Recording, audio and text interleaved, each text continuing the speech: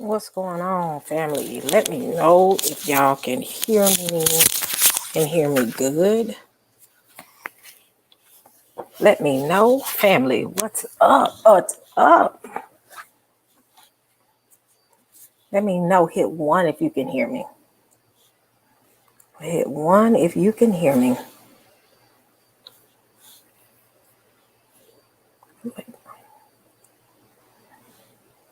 What's going on? Y'all don't talk about me. I got these headphones on because I'm in a hotel, so don't do me. Don't start. Family, don't start. Y'all get to see how my head is shaped. This is where I see my father. My dad, I see my dad's head right now, and it's messing with me. Like, I'm like, what can I do to my hair to hide my father's head? I saw the picture myself. I said, oh my God, I look like my dad. What's going on, family? My hands are dry, family. Y'all know me. Y'all know me. So, let's get them in here, y'all. Let's get it cracking. I invited a few people into this convo, so I'm actually at a hotel. Yeah, it means I'm very intelligent. Yeah. I'm actually at a hotel because I'm getting ready. I'm here gonna visit Pastor Kelly's assembly tomorrow for Passover. So excuse the attire. I look like I got fresh off the road, which I have. Some of y'all legalists don't be out here saying you're supposed to be rested on the Sabbath. I'm gonna be like, saints don't do that. So y'all don't be laughing at me about these headphones. These are fresh. Don't play with it. Fresh. These are some beats. I'm just joking. These are old beats. How do they sound, family? How do they sound? Where is my hand cream? Jesus. Oh, gosh. Everything but my hand lotion. Where is my lotion? Saints, we can get started once I find my lotion. My nose will itch too. Allergy season is here. Yes, I said fresh. Don't do me. Where is my hand? I give my child my hand lotion in the car, and then I can't find it, and I get left with the hand lotion that it is nothing in my purse, as you can see. It's packed. I'm glad I didn't bring my other purse, which is that lady. That's what I sing when I have my other purse. Where is, you know what? You always have this one bottle of lotion that is nothing left in it but enough. You gotta shake it. Yep, there we go. That's all I needed. All right, family. Yes, I did say fresh. Don't play fresh. I have to say fresh because these old right here. See? Don't do me. Yeah, these old school. Old. Don't do me. Shabbat shalom, family. Shabbat shalom. How's everyone doing? I ain't trying to talk too loud. Yes, Sister Pam, when you down to the last smidget of lotion, you're going to be like, that's me. Until I get it out. So, y'all, come on now. What's going on, fam? Don't laugh at me about my purse, honey. You know what? Let me see. Saints be trying to comfort me. He said, what do you not have? Let me see. Sister E's purse. I got Sudafed because I have sinuses. What else I got? Eyeglass case, Saints. For my glasses. Work phone. My personal cell phone. My little makeup bag on the go. Cleaning my like when you use your phone and you like going places and you sit at phone, set your phone down, sanitize.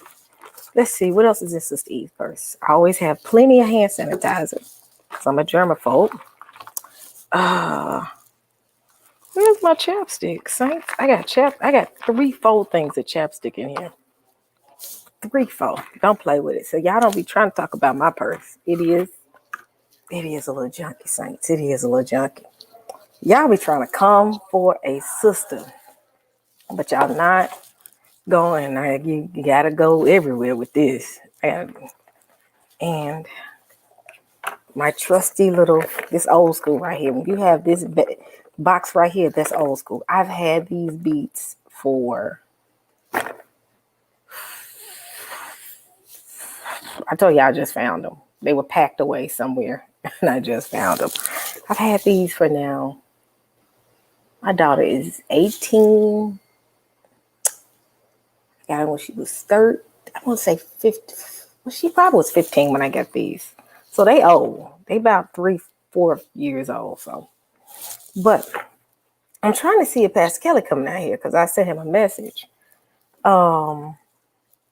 What's going on, Earls? I got the kitchen and the sink in my purse. Yeah, I got to redo my hair too. Some of it has unraveled because one, I'm hard on braids. I'm very hard on braids. That's why I don't get them. And I'm looking at it and it's irking me. I'm ready to go back to my old hairstyle. So I'm waiting for some folks to come up in here to see if they want to come in here. I'm going to give them a few more minutes. So welcome to Sister E. What's going on? What's going on, fam? What is going on with y'all? Let me see. Who do I got in here? Let me see. I got a lot of people in here. There we go. I knew he was going to pop up in here. I heard the pop. So I'm trying to fix my hair, Saints. I'm horrible on braids. Shabbat Shalom. Shabbat Shalom. Here we go.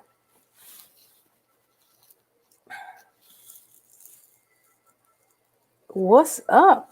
Don't come for me in my headphones. First, let's let that be known. Can you hear me, sis? Yes. Can you hear me? Yeah, I can hear you. Let me adjust my volume here. Don't come for me about my headphones. That's all I got to say. And I got my trusty. I didn't eat today, y'all. So, well, I ate earlier. I haven't eaten this evening. So, yes, I'm eating late. Can you hear me? Yeah, I can hear you. I'm trying to adjust my. I don't want y'all to see me put my food in my mouth. Don't talk about me, Saints. I'm waiting for Pastor Killer to get in here. Even though you're covering your face, but we can hear everything. What else can you hear? I hear everything.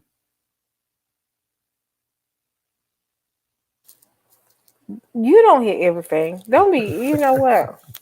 Yeah, these some old beats, Prisoner of Hope. Old beats.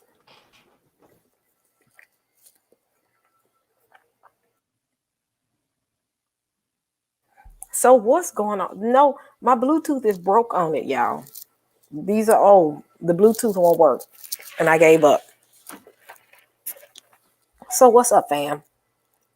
Nothing much, sis. This, pretty much preparing for tomorrow. Want to say peace and blessings to everyone. I know they see this arm. I'm trying to adjust my screen here so that way you won't see this whole arm that my mic is connected to. So I want to say Shabbat Shalom, Mashpaka. That is it well with you, family? Shalom in ancient Hebrew, Shalom, and the Israeli language means is it well? That's a salutation. So Mashpaka. I'm still yeah, learning. Shabbat Shalom. Mashkapak. yeah. Mash. So Pa. Mashpaka. In the Israeli language is Mashpaka. Mishpaka, but ancient is Mashpaka. That's family. Mashpaka. Okay. Yeah. All right. That's cool.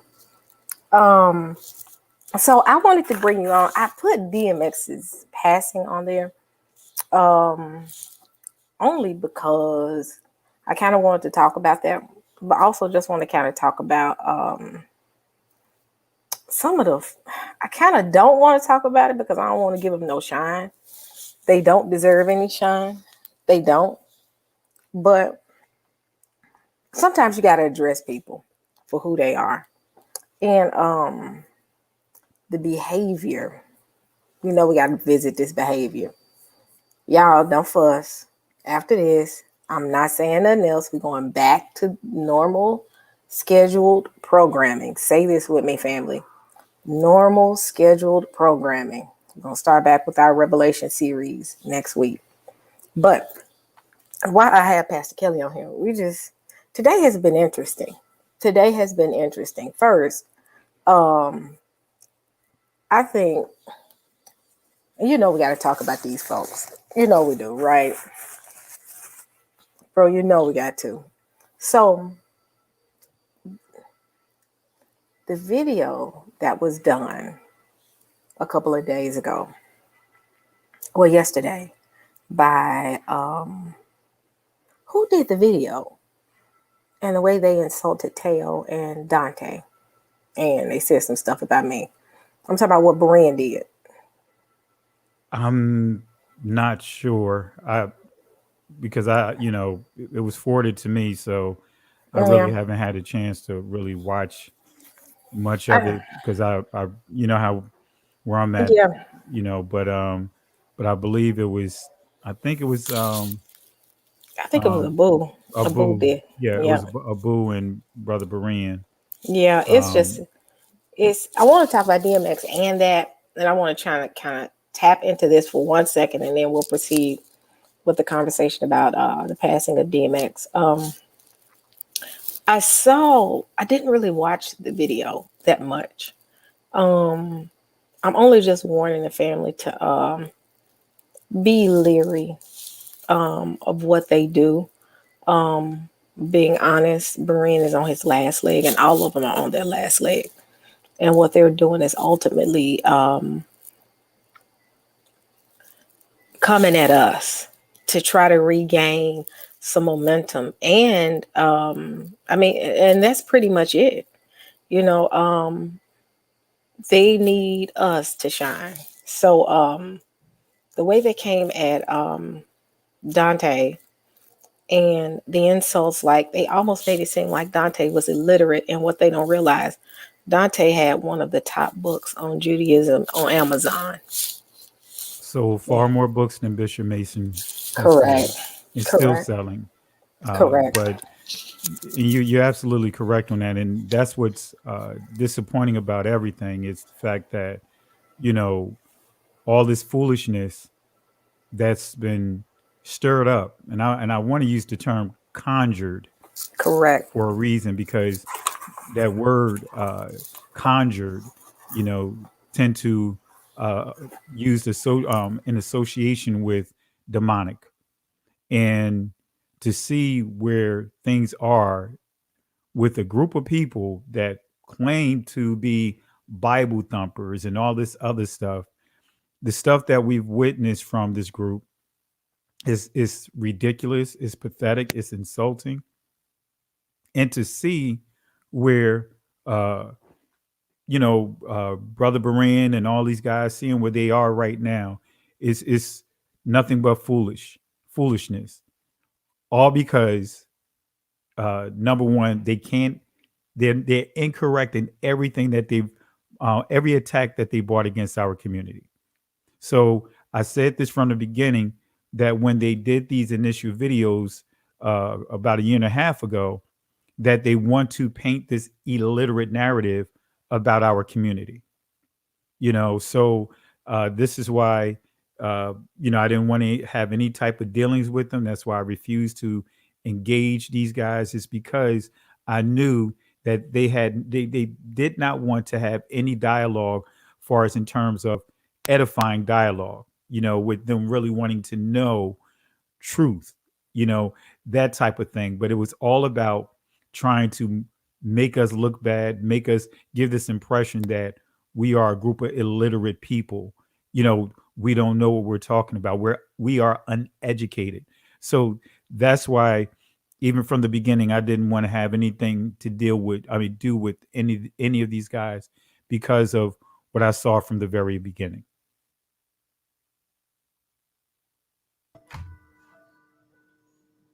What's up, Yakoba? We talking about DMX, but I kind of wanted to talk about the last little antic that just transpired with Berean and company. And that's what I'm gonna call them, the clown crew. Peace and What's blessings, And twin. what's up, twin? How's it going? How's it Doing going, Sister good. E? and see what they have, what's going on. But see what they miss is they talked about them and Teo. What's interesting is Berean is riding off of he rode off the wave of the Israelite community for a long time. And I know he'll try to say, Sister E, I brought her on. You brought me on, but the whole conversation was stemmed off of my community, which constantly gave you traction. So all of them are working towards getting momentum off of us consistently. That goes for Abu, that goes for faithful to a God. I'm not going to say God, but faithful to a God. Don't know which God. Berean, Cherry Love, BK Apologist, Pastor, I'm not going to say Eric Mason. I call them all out. Adam Coleman, Vocab Malone. All of them made momentum and money off of the backs of our people. So And I let's, don't listen to them anymore. So you're gonna have to give me the summary of what was going on because I really don't know. no, we're talking about the video from yesterday.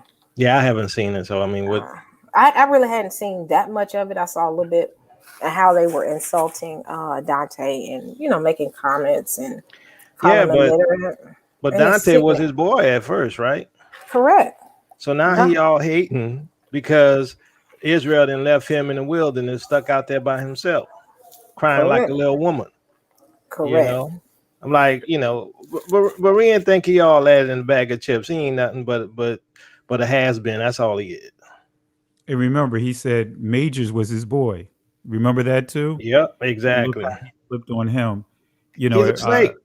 exactly. So I'm with you. I haven't been watching any of this stuff because of the things that I'm doing. I'm making a note of everything that they've done. I'm making a note. I have my legal thing that I'm working on. But it's they're a sad group of people, unfortunately. The You, stuff that they're doing, the things that they've said, the way that they call themselves trying to muddy water because they don't have any a true answer, intelligent answer for everything that they presented to us that we knocked down, successfully knocked down. well, I think the other thing is, they all about supposedly credentials. They don't have any, right? They don't have any professionals to debate us that can go up against us. They bring up silly people about DNA and talk about SNPs, right? They get smashed on that. I'm like, how many times you gonna keep looking foolish every time you come up against the Israelites? I mean, the Israelites come prepared. Now they upset with Dante because Dante has several, like you all were saying, several successful books out there, right? You can't look. I've known Dante for years. Smart brother. I'm like that. Why do y'all think he's the one I went to besides my brother after I found out who Israel was? Because I respect Dante very much. That's how intelligent he is. So Berean is foolish if he want to pick that fight to begin with. And to be honest with you, just my opinion, I think Dante has been very nice to Berean even after Berean has gone after him. So I'm like, Correct. you ain't call out the real Candyman, Berean. He's been real nice to you, bro. You might want to check Man. yourself before you wreck yourself. Man, because you remember there were days, Yakoba, and tell you even where we would all be talking and said we're done. And I Oh even yeah, said, I'm yeah. done with Berean. All And of us said it, Dante right? left. Correct. You did All of too us as said it. well, And Pastor. Dante convinced us and said, "Hey, give Brother Berean a chance." He did. He was Yep. always an advocate for him. Always an advocate for him. I always say, y'all, let's stick with him. Let's work with him. And even when we all walked away, Dante said, well, I'll still work with him. He don't And know. Dante, the only friend he had left. man, I feel bad for him. I feel bad for him. And what's so interesting is he calls himself what did he say? The king of finesse, and Abu finessed him. Clean out of friends, people that have worked with him, people that was willing to work with him. Abu hustled him for his platform. They don't have a platform. What? Faithful to God gets like 200 views. Abu probably get 100. Cherry probably get 35. Now That, vocab about 500 views off of having 26,000 subscribers. so the best place to go is let's hustle Brian for his platform. And And that's you what know they've what's been wanting interesting? for. I'm sorry, sister. You know what's interesting about Abu, right?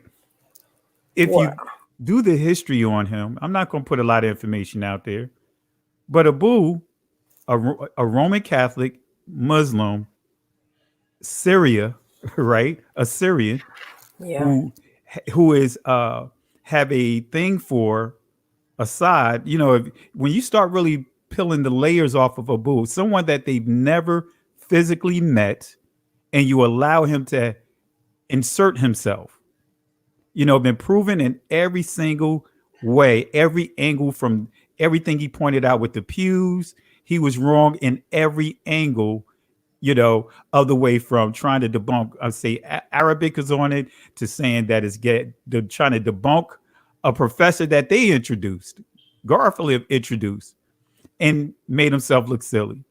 And now Brother Moran is saying that that's his brother.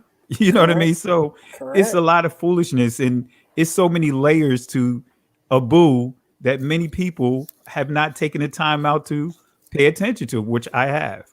Man. See, the problem is this. Beran thought he was finessing everybody. He thought he was the big king on the block. He was like, look at my channel, look at this. And Israel is the one that made him.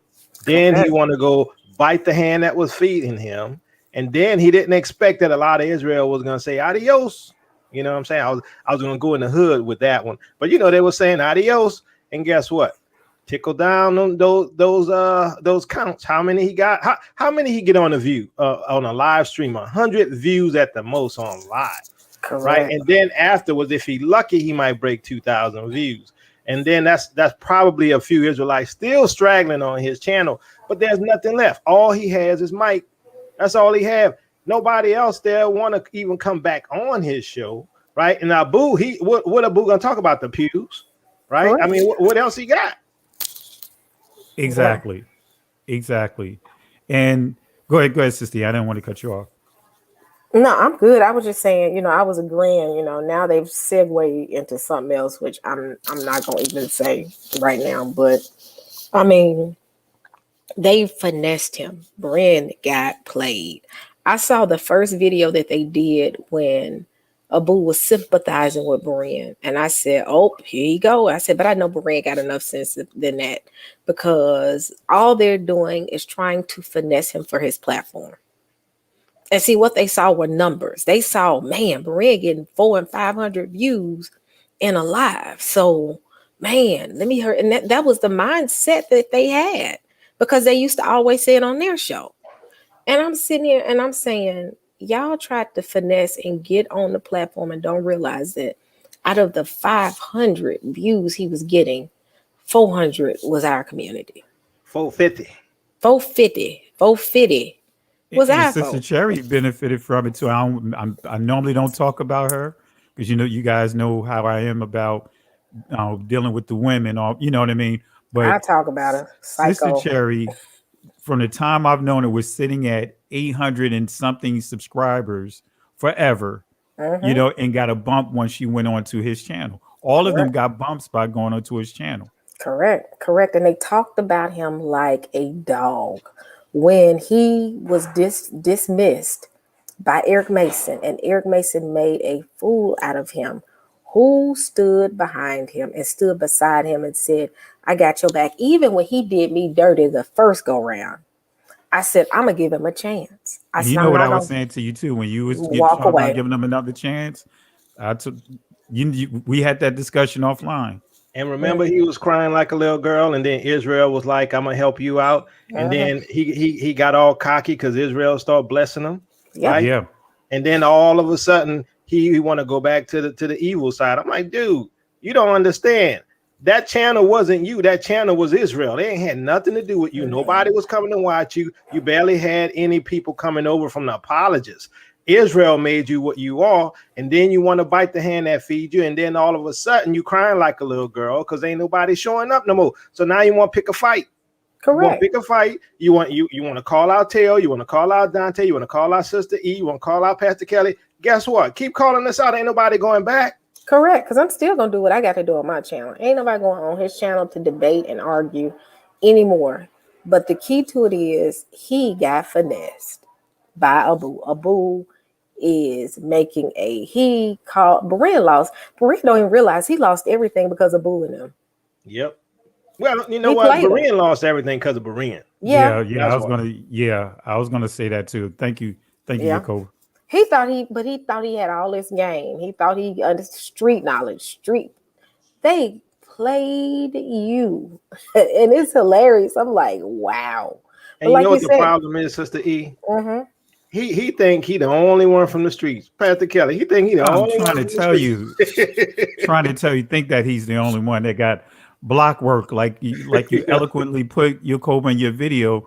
We came out of that. You know what I mean? We didn't get to this point to go back there. But Yep. guess what? I can go there if I need to.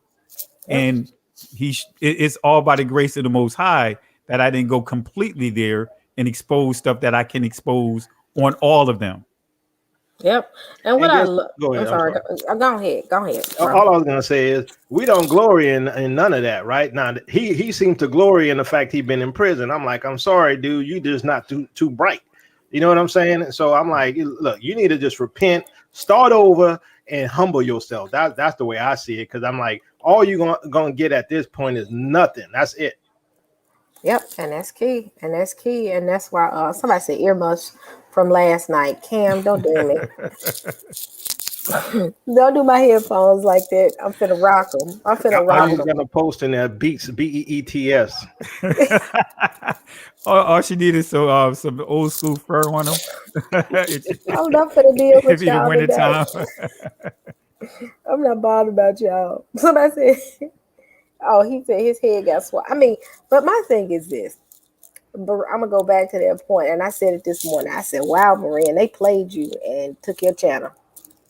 That's all that the Boo do, because Boo plays psychological games, and you see it.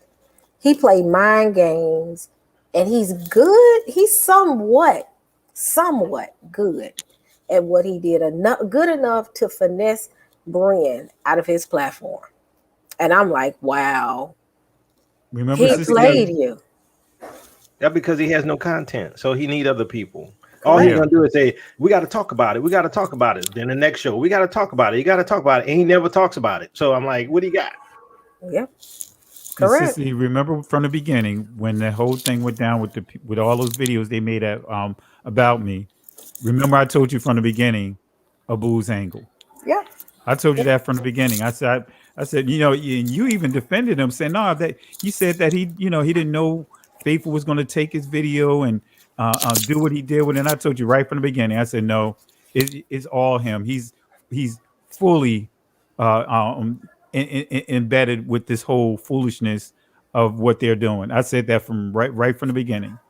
I know his angle, that nice nasty that he tried to do, but he's just as bad as all of them. It's just he hides behind trying to be nice, of trying to be very articulate of how he you know uh, gives it dispense his information.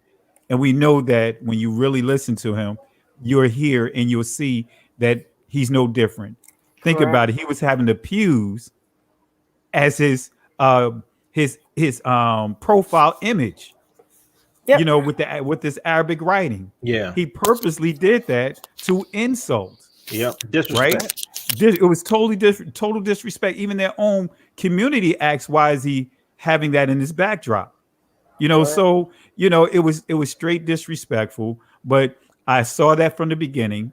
I mean, he even took an image from my great great uncle from the church and trying to show or call himself proving that I don't know what I'm talking about. I don't understand Hebrew. I don't know get as. I don't know the difference basically between an English letter and a number, versus Yep. over the image of my great great uncle. So I Yep. saw all of that from the beginning. But the key, guys, is that they thought that we were going like the camps. So, and I'm not saying anything to put down our brothers that are over there, brothers and sisters over there, but they thought that their approach can be the same towards us as they would normally approach many of the camps that are out there. Correct. And the thing is, it threw them off that we are not like that. I'm not walking around here saying I'm the third wife of someone. I'm not walking around here. And when I say that, I mean I'm not involved in polygamy. I'm not walking around here being aggressive and talking crazy, and y'all not walking around cussing people out. That's what they want. What they did not expect is that image and that level of integrity that we've had since since the very beginning. All of us up here are educated. All of us at a minimum on this right now has a minimum of a bachelor's degree minimum in some form of computer science, information technology, something. Let's see their And credentials. Let's see what they got. Oh man, sci- tell me about it. Tell me about it. And I gave them the opportunity on their channel. Said, let's take my background and my credentials and match it. man, let me go get my. Somebody tried to say, and what's so funny is one of the most uneducated people in that group came from me and said, Sister E is unintelligent, can't read and comprehend. And I'm sitting here like, girl, you couldn't have lasted one semester in the classes that I took when I was in college. You can't last 30 minutes in what I do on a day-to-day basis. I'm a I mean, security guard, right? yeah, you top flight security. I'm You top flight top flight for security. security. But I mean, the world that we come from, it ain't no joke. All of us are educated. But do we throw that up? No, I don't have to throw up my credentials. I don't have to throw up my job. I don't have to throw up what I make. That ain't nobody's business. That ain't about that's not what I'm about.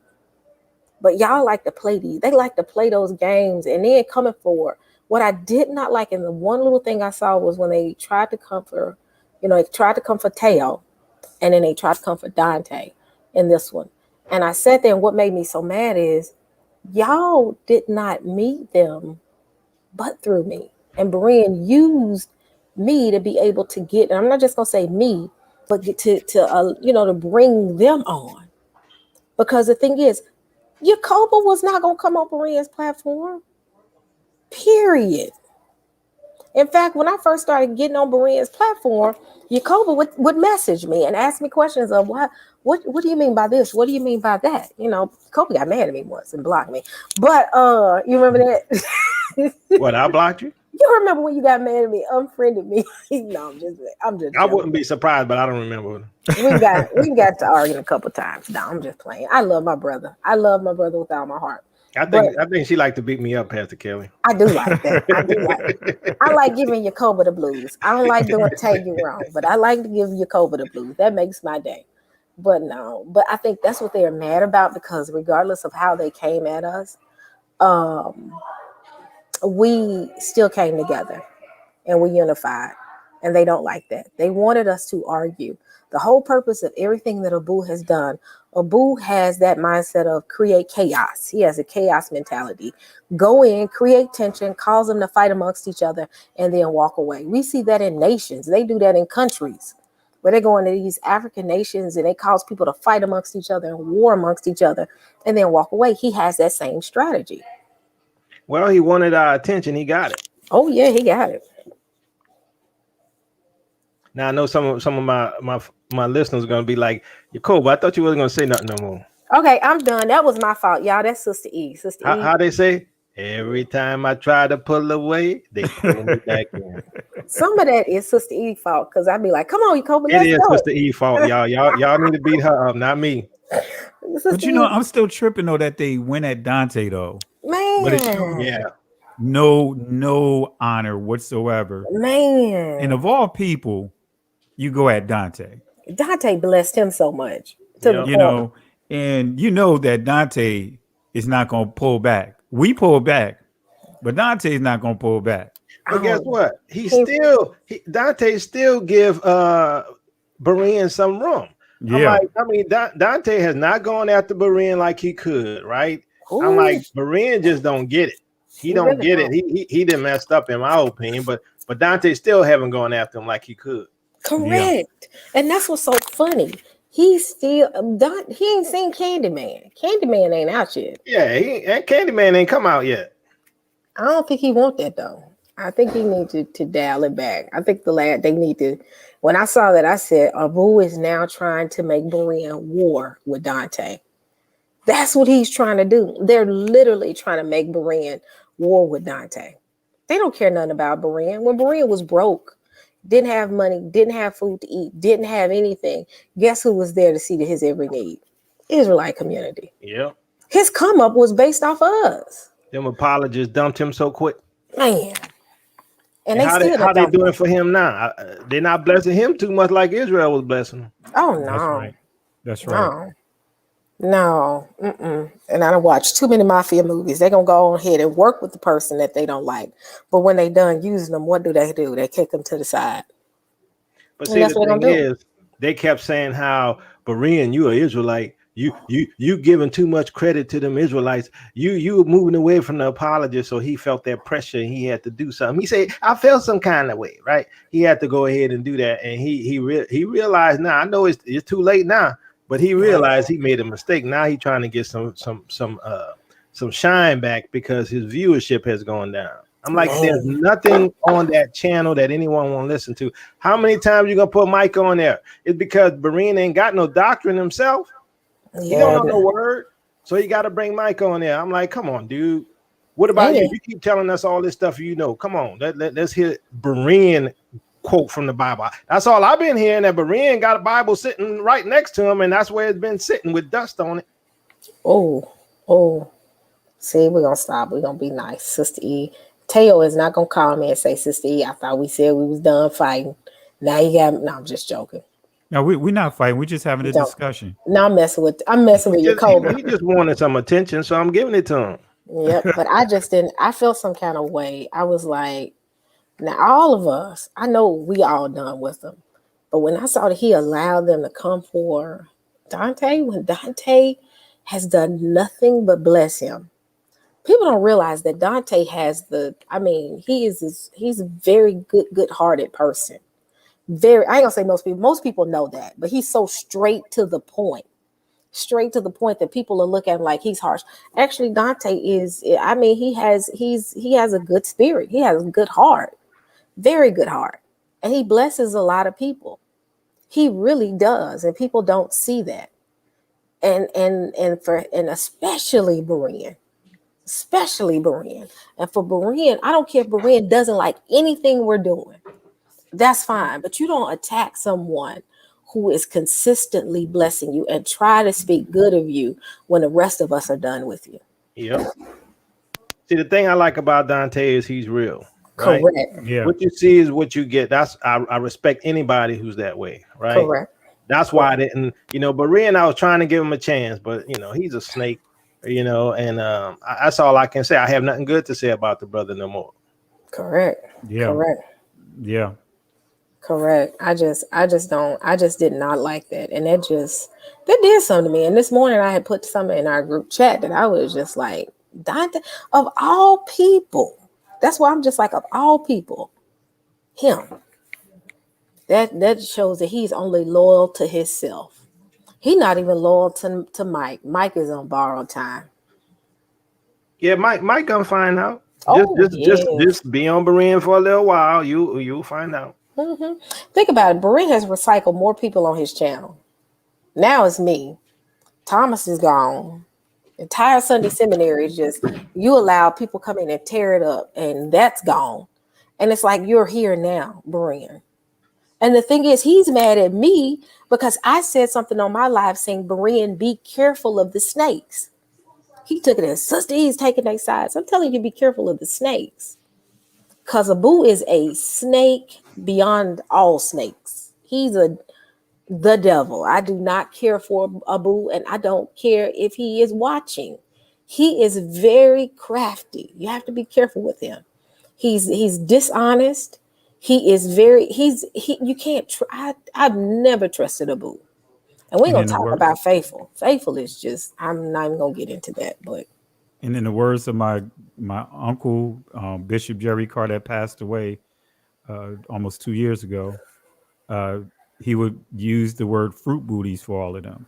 So he would call them all a bunch of fruit booties, fruit booty behavior. That was something that he would mention regularly because of what we're seeing here. yep. But again, even that old term, honor among thieves, they don't even have that among themselves. Yep. So it is what it is. It's one of those things that we moving forward, Mm-hmm. and all of us have moved forward, and they just don't have anything to talk about. Yep. I Correct. mean, think about it. Uh, just me alone, as I stated, they pushing over 80 videos now of me. 80 Right. videos, And you know, counting. and And counting. Captain, we ain't done yet. They That's it. they well, 80 videos, and that tells you just what their strategy is, and it tells you what they don't have. you Correct. know we're the ones that's pushing and putting information out, so they have to respond, and every time they respond, that means they have to change up and change up and change up, because we continuously what prove them wrong. They cannot debunk anything that we've taught on. I mean, even think about it. The 400 years, Brother Marine said he's going to challenge Dante over the 400 years. It's like, come on, just things that they've done just makes absolutely no sense. Let me finish that. He said, I'm gonna challenge you with $1,000 With of $1,000 Israelite of Israelite money. Israelite. Yeah, Israelite money. Yep, I exactly. Look at the said, arrogance. how bold can you be? That's the last $1,000 you're gonna get from the Israelite I community. mean, yeah, it's like, really, like you really calling someone out, and Right. doesn't and don't realize that you made yourself look like a total. Matter of fact, I'm about to slip up. Let me pull myself back. How you doing? The other side was about to come out on me, so I want to pull myself back, because I'm trying not to let Kells come out. You know what I mean? Clear Mhm. thought, come out. But like I said, it's just unfortunate. It is. It's so dangerous and so unfortunate because, again, you sat there and you boasted that you're making money off of us. I said, wow. So you're going to use our money to go after our brother. How about this? You're not getting another red dime for none of us. For me, anybody. Y'all remember the movie The One The with Jet one. Li? With Yeah, Jet Li? Yes. Jet Mhm. Li. Remember when he was on the mountaintop fighting them guys? Yeah, Yes. What he told them? You mine. Don't Oh, think yeah. we yours. And that's how he was trying to treat us, right? Yep. And here's the thing. I'll give you some free advice, Berean. You should just leave Israel out of your mouth. Don't mention them ever again. Go back to the foundation of what you started, right? Go back to traditional apologetics, the root of what, your Christian theology, and just start building from there, and you will grow. Anytime you keep focusing on us, you're going to keep losing. You can see that now, right? I mean, that Correct. I suggest that's what you do, and you'll grow if you go back to where you first started. Correct. Correct. And I feel bad for him. I still feel bad for him. And I know a lot of people are like, Sister, I do, because I can tell that he knows that he messed up. I don't feel bad for him. I'm being real with you. I at one time I did. When the whole thing went down with the UA community. Bishop Mason and those guys. I used to feel bad for Nefertiti. I don't feel bad for none of them because Mhm. of the things that I see that they are continuously doing. Towards our community, that you know embrace them from a perspective of not saying that, hey, we support you from the perspective of what you're teaching, but saying, what, we've been on the receiving end of that, so we understand what you're going through, and we were being even respectful with that. But guess what? I see Nefertiti still making her sidebars on Vocab Malone channel or Boo. I've seen those things. I've seen all of them are in the same boat. I don't feel bad for any one of them. The ones I do feel bad for is the babes, the Yeah. Yep. babes Yep. that have no clue about what's going on this and really wanted to learn, really wanted to know that hey, what is what is this awakening? Those are the ones I feel bad for is the ones that don't know and really wanted to learn and see what's going on, and they made a muck of everything. Yep. And the other Yep. thing, the other thing is, there's no humility anywhere. So I'm with Pastor Kelly. I don't care about any of them, right? Because what I see is that they never from the beginning wanted truth. They never really wanted to break bread. I don't know what their motive was other than to tear down Israel. To be honest with you, Yep. and so why am I going to have sympathy for them? I think maybe if they start come back and apologize and have some humility, then maybe you could come back in, but They ain't gonna do that. They not gonna do I that. know because it ain't there, right? But I'm Uh-uh. like, but guess what? When it comes to them, right? Their whole thing is centered around Israel. They don't realize it. Everything they do is centered around Israel. That's a problem. Yep. That's a problem. But what's so crazy is he kept saying, if I see an Israelite in my Facebook, I'm blocking them. Well, block us on YouTube as well. Technically, you're not Thank you. blocking us because you're still talking about us. You're creeping around the Rumble room now. I've heard through the grapevine that he's now started. He's in the Rumble room creating chaos. So if you're done and you're blocking us, why are you still? Why is it everything you do on your channel now, Marine, is about us? And Is this just like I said before, not to interrupt you, Sister E. Oh no, you're good. Like I said before, and women don't take it wrong. It just, it's just a comparison. But it's sort of like the woman who says, "I will not be ignored." Right? That's how they are. That's how Berean is. Right? He's like, I know you left me. Right?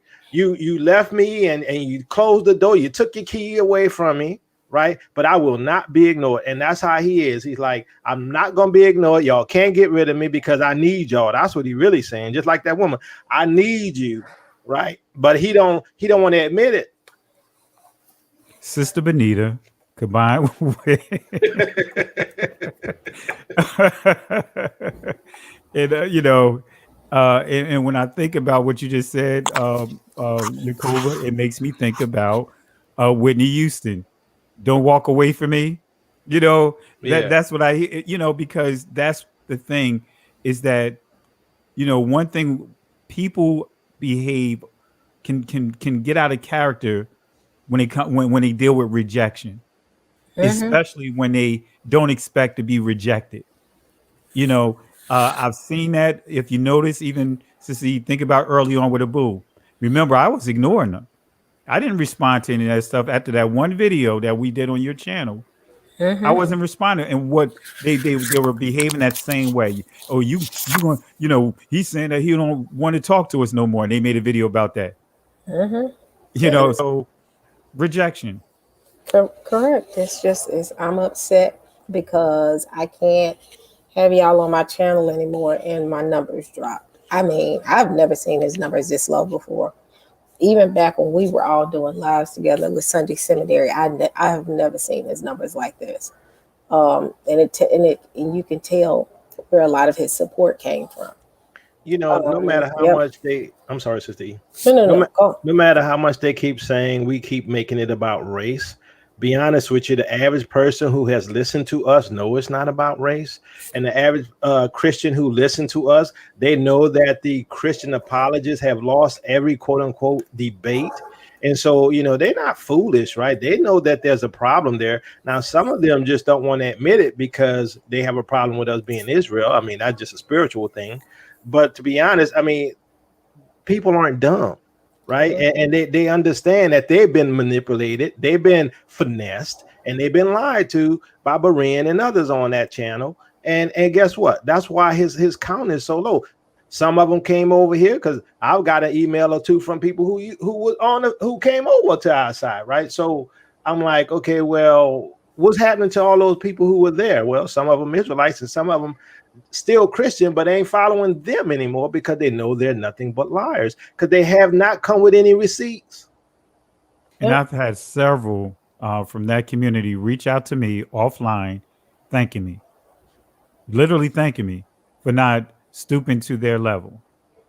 Yep. And literally been following me ever since. They don't even realize it, that they're bringing the attention to us from their followers, which is cool. Exactly. I'm not complaining, Right. but the chances once they start listening to what we're teaching and the things that we do, uh, they're going to shift. They're going to stay where they're going to stay on this side. Correct. Correct. And that's just interesting. I'm just, like I said, I don't want us to dwell on this too long. I just wanted to kind of speak on that because I think it was a low blow.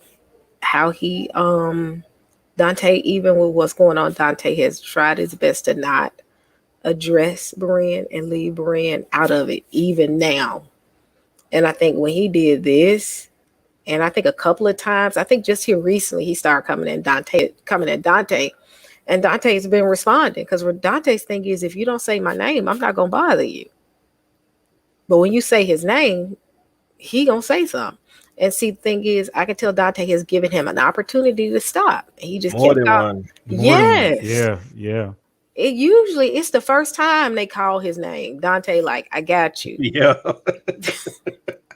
But this time he kind of just said, all right, Berean, back off, stop. And Berean just kept on. And I'm just like, I don't think you want this, Berean. I think really, and I'm like, he really don't want this.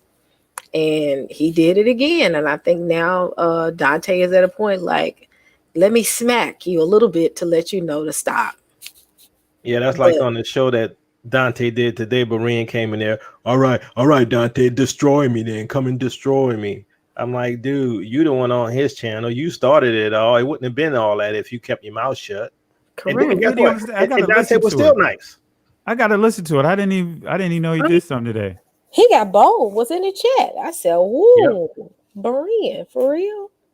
That shows you hurting right now. And Dante still was nice to the dude. I'm like, way better than me. I think that Dante has some he must care for him because Dante would have then went after anybody else like that. So I'm like, the way I say, I think Berean, just my opinion, I think you should apologize to Dante. Be honest with you, because I think Dante have gone above and beyond and has been very nice to you, dude. I ain't gonna lie. Man, because me and you both know you, Cobra.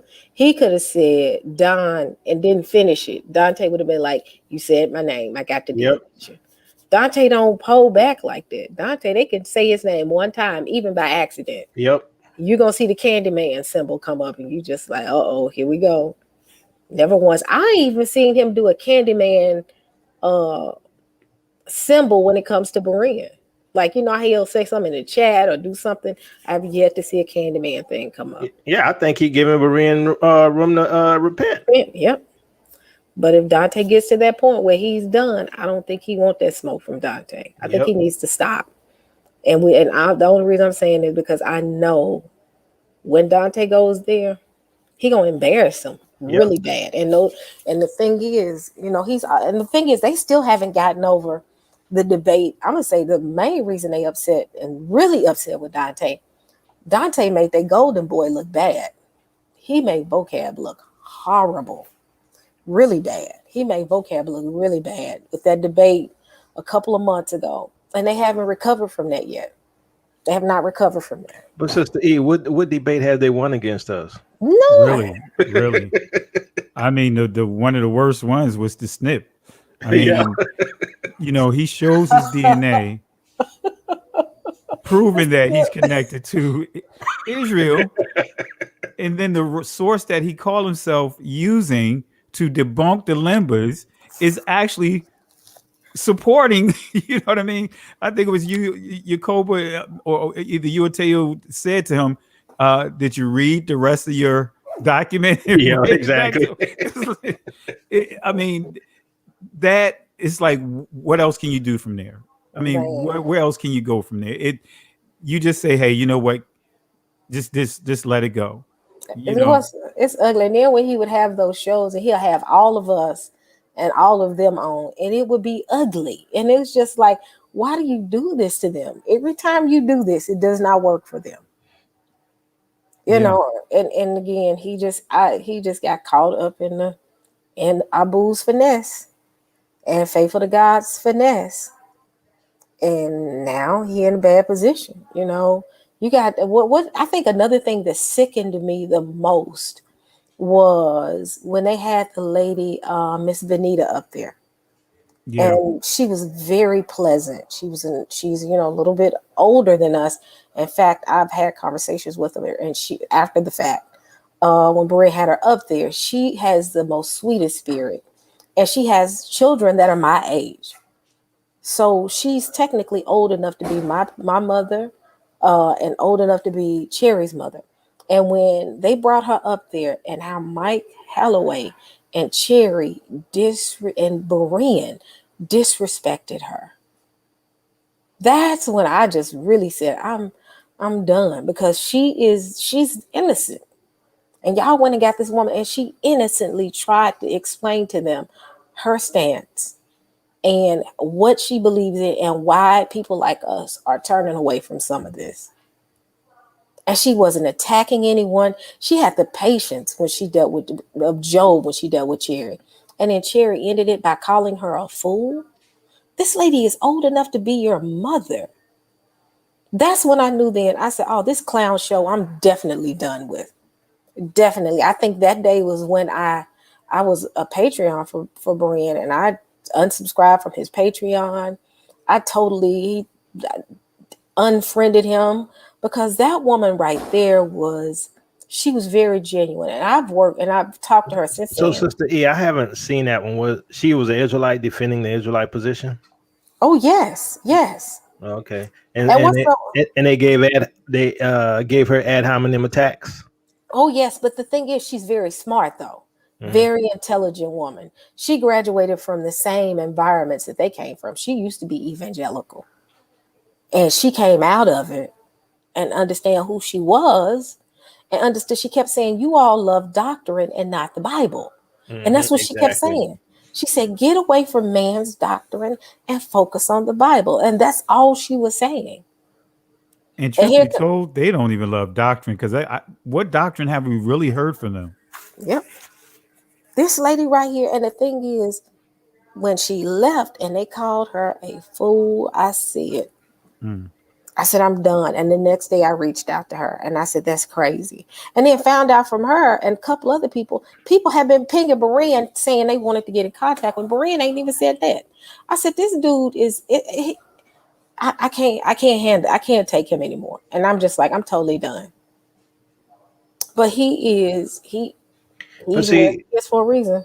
But see, here's the problem. When you don't have any true receipts, you don't have nothing to defend your position, just your opinion, all you can do is attack people, right? If you don't have any historical documents or any white papers about DNA to defend their position, because I mean, every time they came out, we didn't stump them, which is why they don't talk about history. I'm sorry, you just cannot defeat the historical evidence. I mean, it's impossible.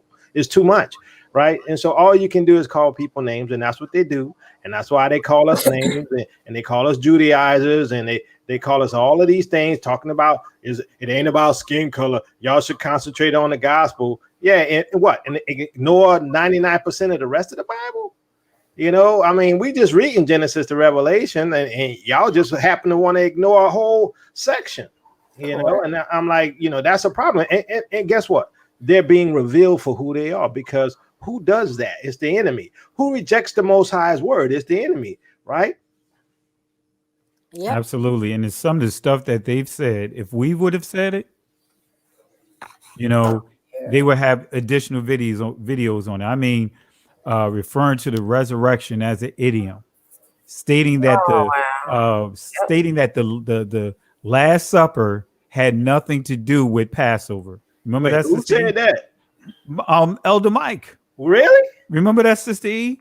Yeah, you had him, and then you talked about something about, you remember you said about the Bible being in the New Testament that they honored the Passover. Yeah, when with Apostle Paul, I said, Apostle Paul, we got the clips. I could have just ran with it, but Sister E gave us the briefing and not going after it, keeping it, making it so that way he want to come back. But finally, I just had enough and just went, threw it right back in his face and some of the craziness he said.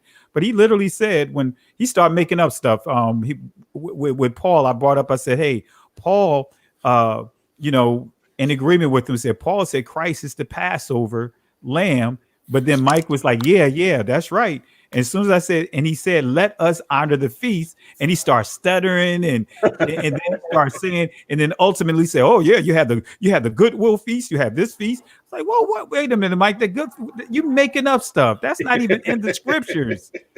Yeah, Remember, Sissy, we I took it remember easy that. on him until finally I saw him disrespecting Elder Pastor Johnson.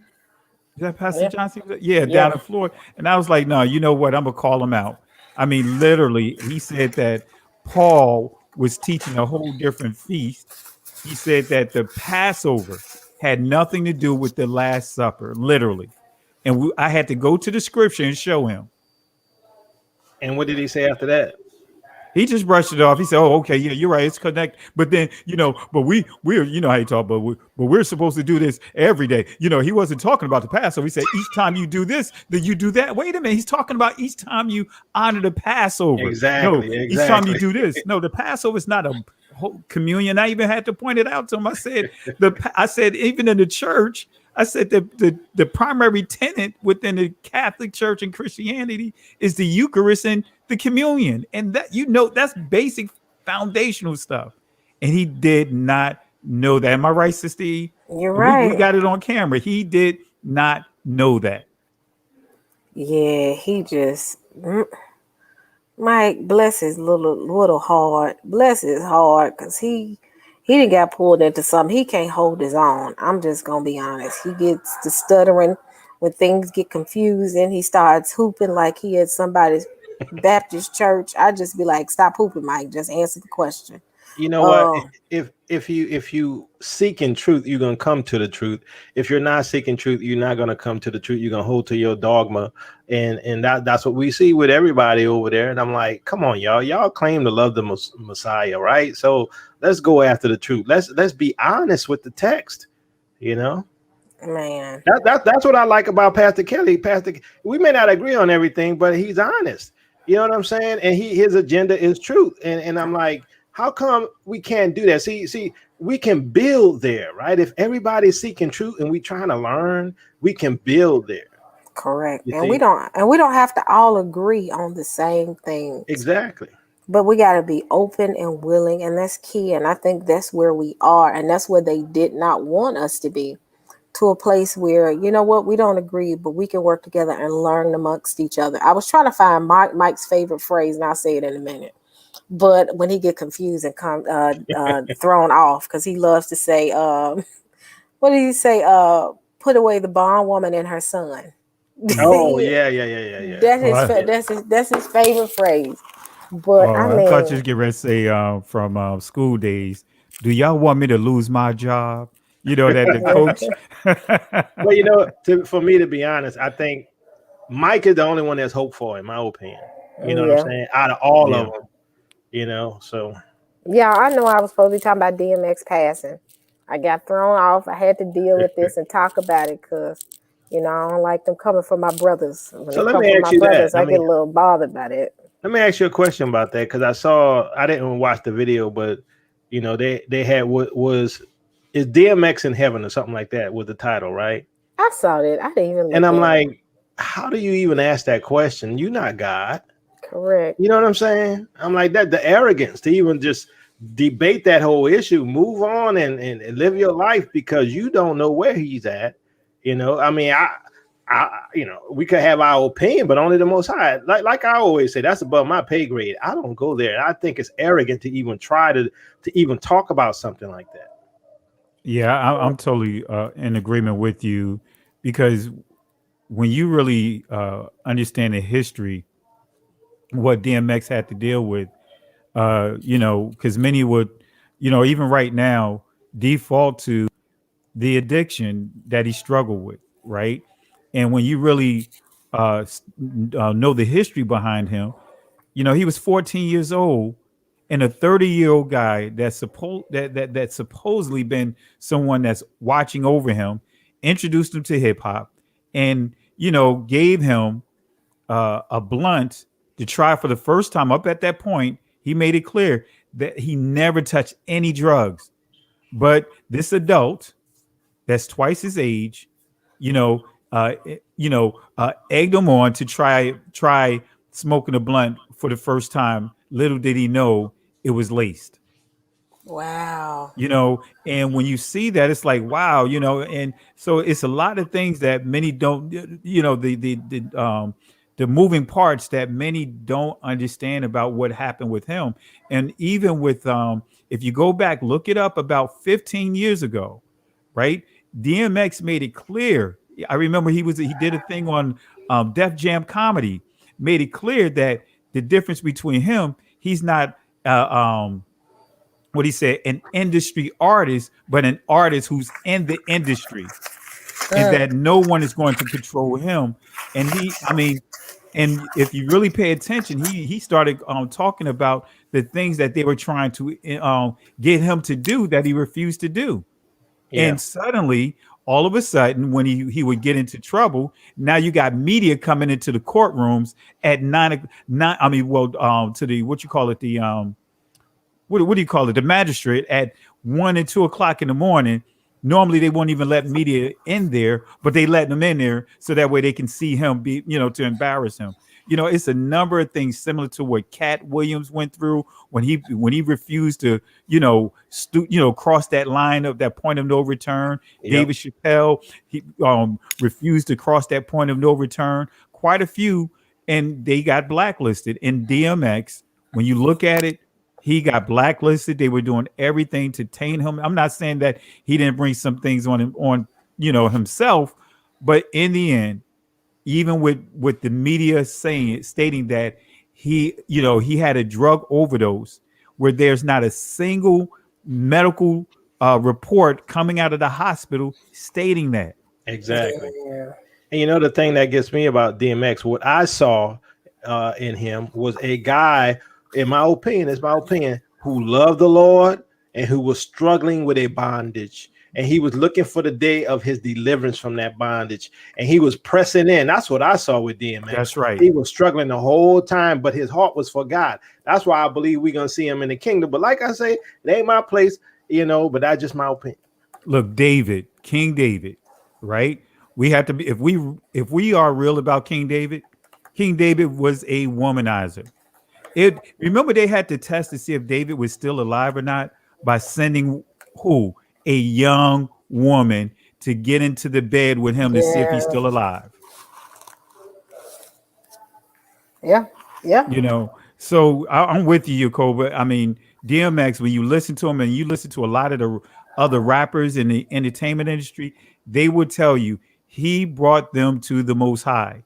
And DMX knew who he was, as far as in terms of being an Israelite. Yep. He was awakened. He was woke.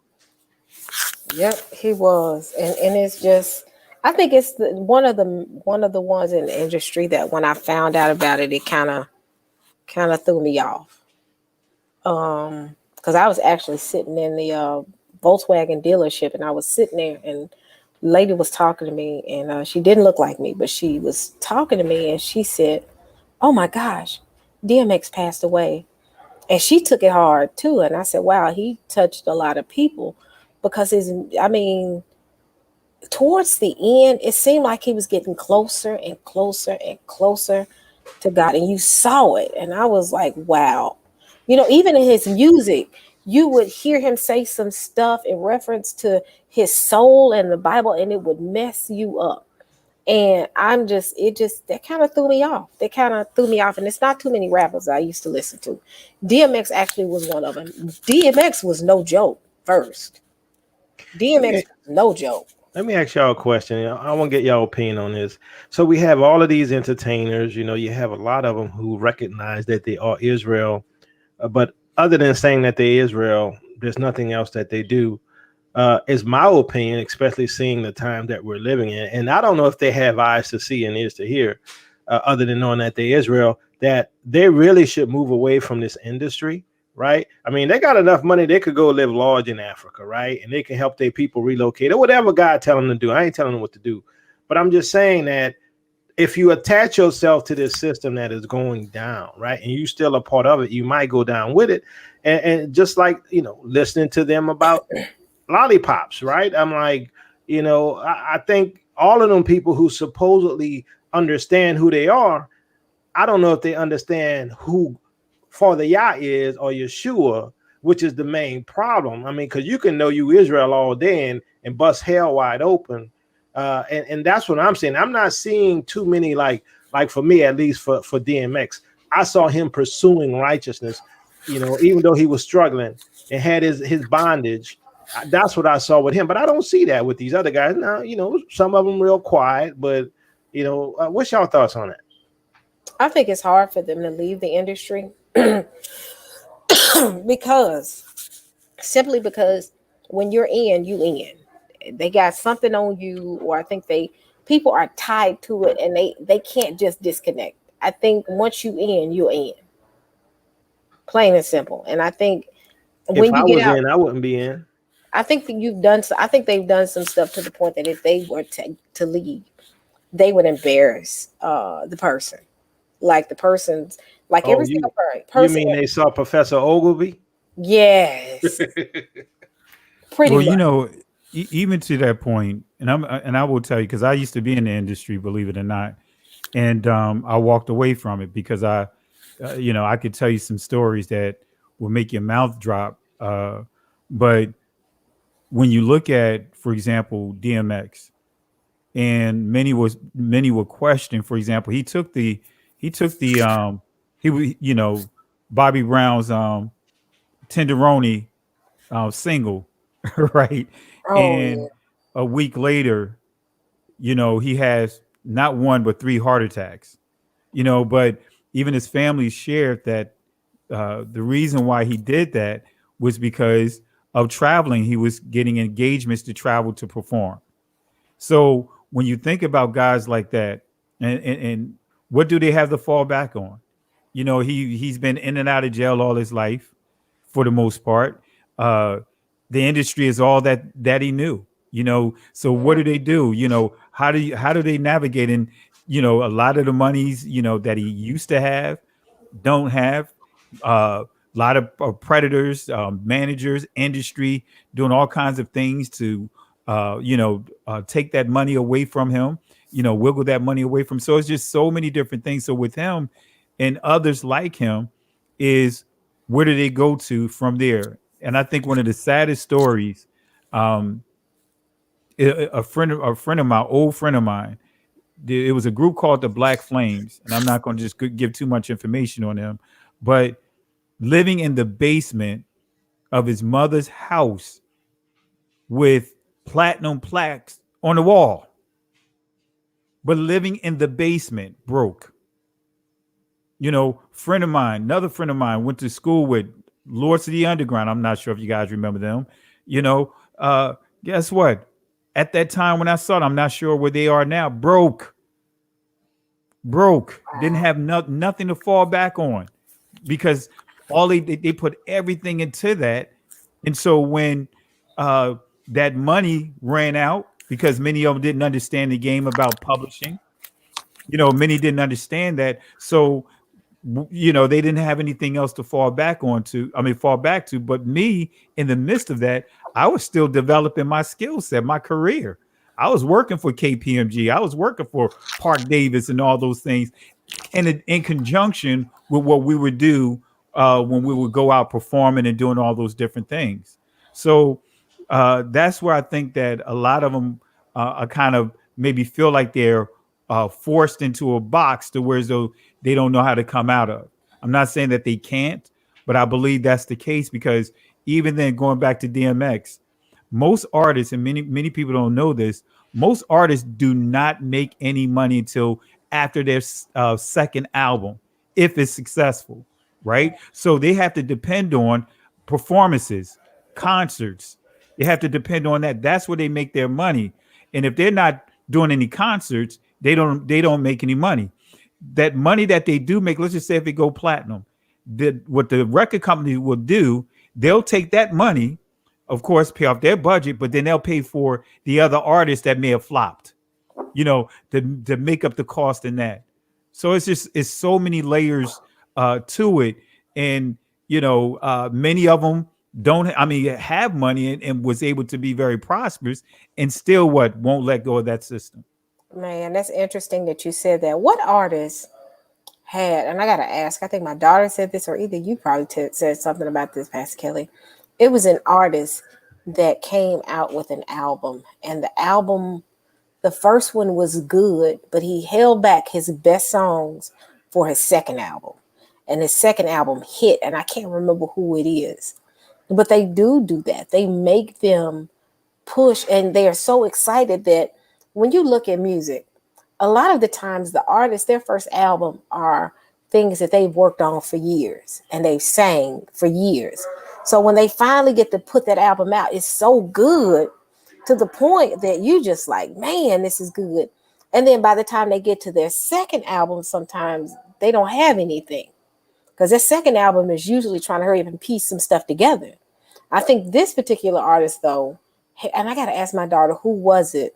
They had good music, but what happened was their second album did much better than their first. So Lauryn Hill walked away from the Luciferians, and That to me, I think she could have just went solo. I don't know if they controlled her name or whatever, but she was so, skilled, and so blessed with the vocals. I mean, she didn't need the industry after that. I think they blacklisted her too. If you really pay attention to and know the inside scoop, they blacklisted her. They blacklisted after that first album, and if you see some of the things that she was doing early on, and some of the statements she was making early on, they blacklisted her. Yeah, she talked about us in Israel. She knew she was.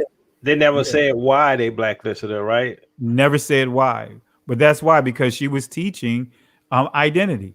Yeah. Yep. She was the first person I'd ever come in contact with that taught it. And when she said it, you listen to a lot of her songs, and you have to really listen to them. You like, she was teaching this, and I remember her teaching it. So they had to get her. They had to muzzle her fast, because she was getting ready to come out with something, and it would have messed the whole game up. And I don't think they was expecting it. But so she was amazing if y'all were famous, entertainers and all this stuff, and you got to the point where they wanted you to take that initiation, and you decide not to, would you spill the beans to the whole world, or would you just go by quiet? Because it looks that way to me, that nobody wants to go up against it. Well, I can tell you firsthand, me being in the industry, and I walked away from it. Deals offered to me and everything, both production and an artist deal. I got my first contract extended to me from Profile Records, but because I was in the military at the time, I couldn't honor that contract. Right. Then when I came back from overseas, Cynthia Horner, I'm not sure if you guys know who she is, but I'm not sure if you guys remember Word Up magazine. For that magazine, she was also my manager, and she was also Bobby Brown's manager, and so forth. Okay. And they wanted to sign me to a deal, but it wasn't a good deal. It was kind of one of those things that a hustle deal. They wanted at that time. They wanted to give me $25,000 for do production, $25,000 to promise to do these amount of singles and do scratch tracks, all those different things. So I've literally been there, and like I said, I can share some things that I've experienced and what caused me to walk away. I mean, my two-way pager. I don't have it inside here. I thought I had it in. I was going to pull it out. My original two-way pager. I mean, all my contacts, you name it. My wife would tell you. I had, Def Jam wanted to sign me and was trying to keep me from moving down here because of the uniqueness in my music, the uniqueness in my writing, my style, and everything. But make a long story short, it's a lot of stuff that happened behind closed doors that many people don't have a clue of what's going on. There's a lot of devil worshiping. There's a lot of you know, DL, you know, people sleep, you know, men sleeping with men. There's a lot of favors that's taking place. There are women being put on assignment to do a type of initiation for that guy or that girl, whoever. It's a lot of layers of stuff. And I tell you, when I walked away, you know, I walked away completely. And that's why even to this day, I don't even listen to music in my car. You know, I don't I had my album was ready to be released. 22 tracks, right? Ready to be released. I can tell you the whole business, but because of what happened, and I felt myself getting to that point of no return, and literally saw and witnessed some stuff, I walked away from it. It's like I will not sell my soul. I could hear the voice of the Most High telling me to leave it alone. So why do you think so many, accept the offer from the devil at the crossroads? I'm like, most of our people, they have some kind of quote unquote religious background. They know about all this evil stuff, or at least they should, right? I mean, I know today a lot of kids don't know anything about the Bible, but back then, there was some knowledge. Why do you think? I mean, they love money like that? But think about it, my brother. Think about when you don't have much. Many of them don't have much, and uh, the industry play on that. Most of them don't have much, and so for me, I had something to fall back on. I made sure that I had a plan B. You know, and my plan B was making sure I had my career. Even when I was in the military, I made sure I got out of the military with one of my degrees. You know what I mean? I made it a point to go to school while I was in the military. When I got out, I made it a point to make sure I worked on develop my career outside of the military. So even then, I had something to fall back on. But most of those guys, that's everything. That's like a lottery ticket to them. They don't have anything to fall back, and that's how the industry take advantage of them, because they'll toss numbers to them of a $500,000 budget, which sounds like a lot of money, but then they won't tell you that has to pay for your studio costs, everything to put your album together, everything to promote your album, all these different things, and most don't have a clue of what they're signing themselves up to. And before you know it, most of them don't even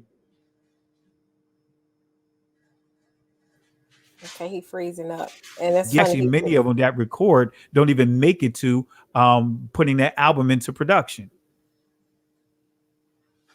Yep, and the thing is this: I was talking to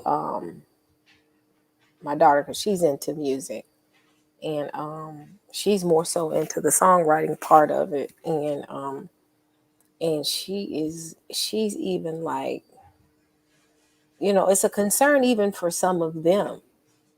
Do they have a little bit more freedom and liberty? Yes, but even then, you still have to be very careful, especially you just have to be careful. And it's so sad. The very thing that the Most High has gifted our people with is the very thing that they're fueling the system with. So let me ask you a question, Pastor Kelly. So like, you have people like Lauryn Hill, you got Cat Williams, and others who, they made a level of fame, right? But they didn't go to that next level, like what Cat said in his stand up.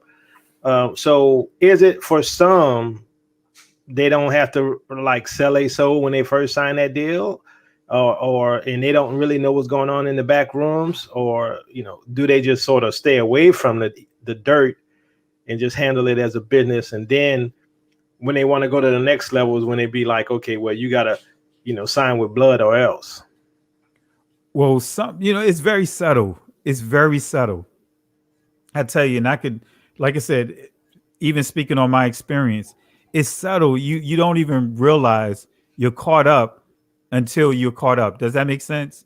You know, I remember, and I'm not going to mention any names, but I remember a company sent one of their artists, because I used to have a studio down in Virginia Beach. I used to have my house right off the beach, down on Buck Road Beach, right, and I had my studio upstairs just in case if there was any flooding, I had it on the upper level.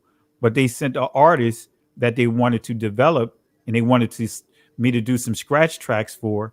And this artist, when she came to my house, right, I'm in the studio, right, working on some stuff, and she wanted to get something to drink. And I'm like, okay, just go ahead downstairs. Told her where to go at, but she was taking forever to come back upstairs. So I go to walk out the door to see what's taking her so long. She's coming up the stairs with nothing on.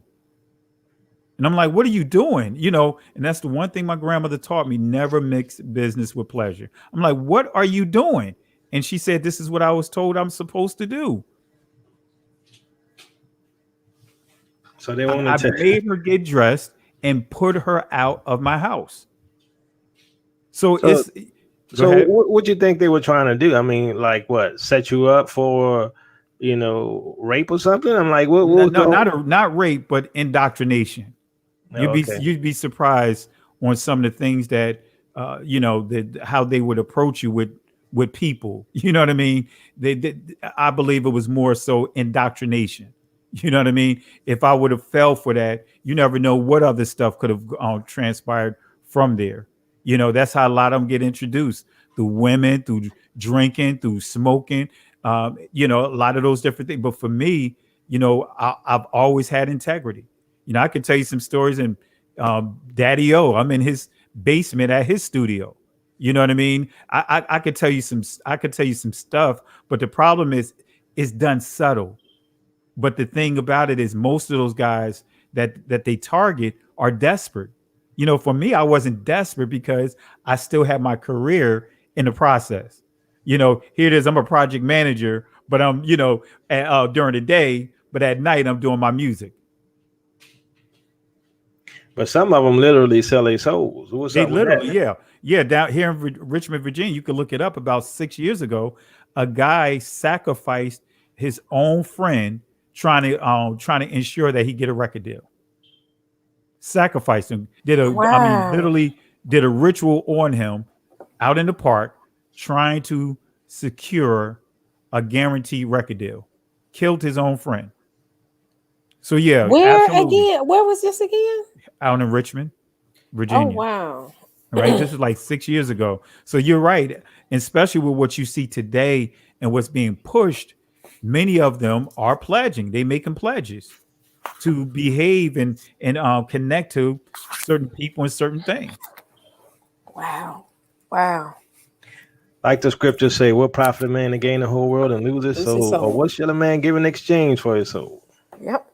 Yeah. And that's the thing is, when you don't truly understand the worst case scenario, kind of like I use this analogy with my daughters, you know, their worst case scenario is not like our worst case scenario as parents.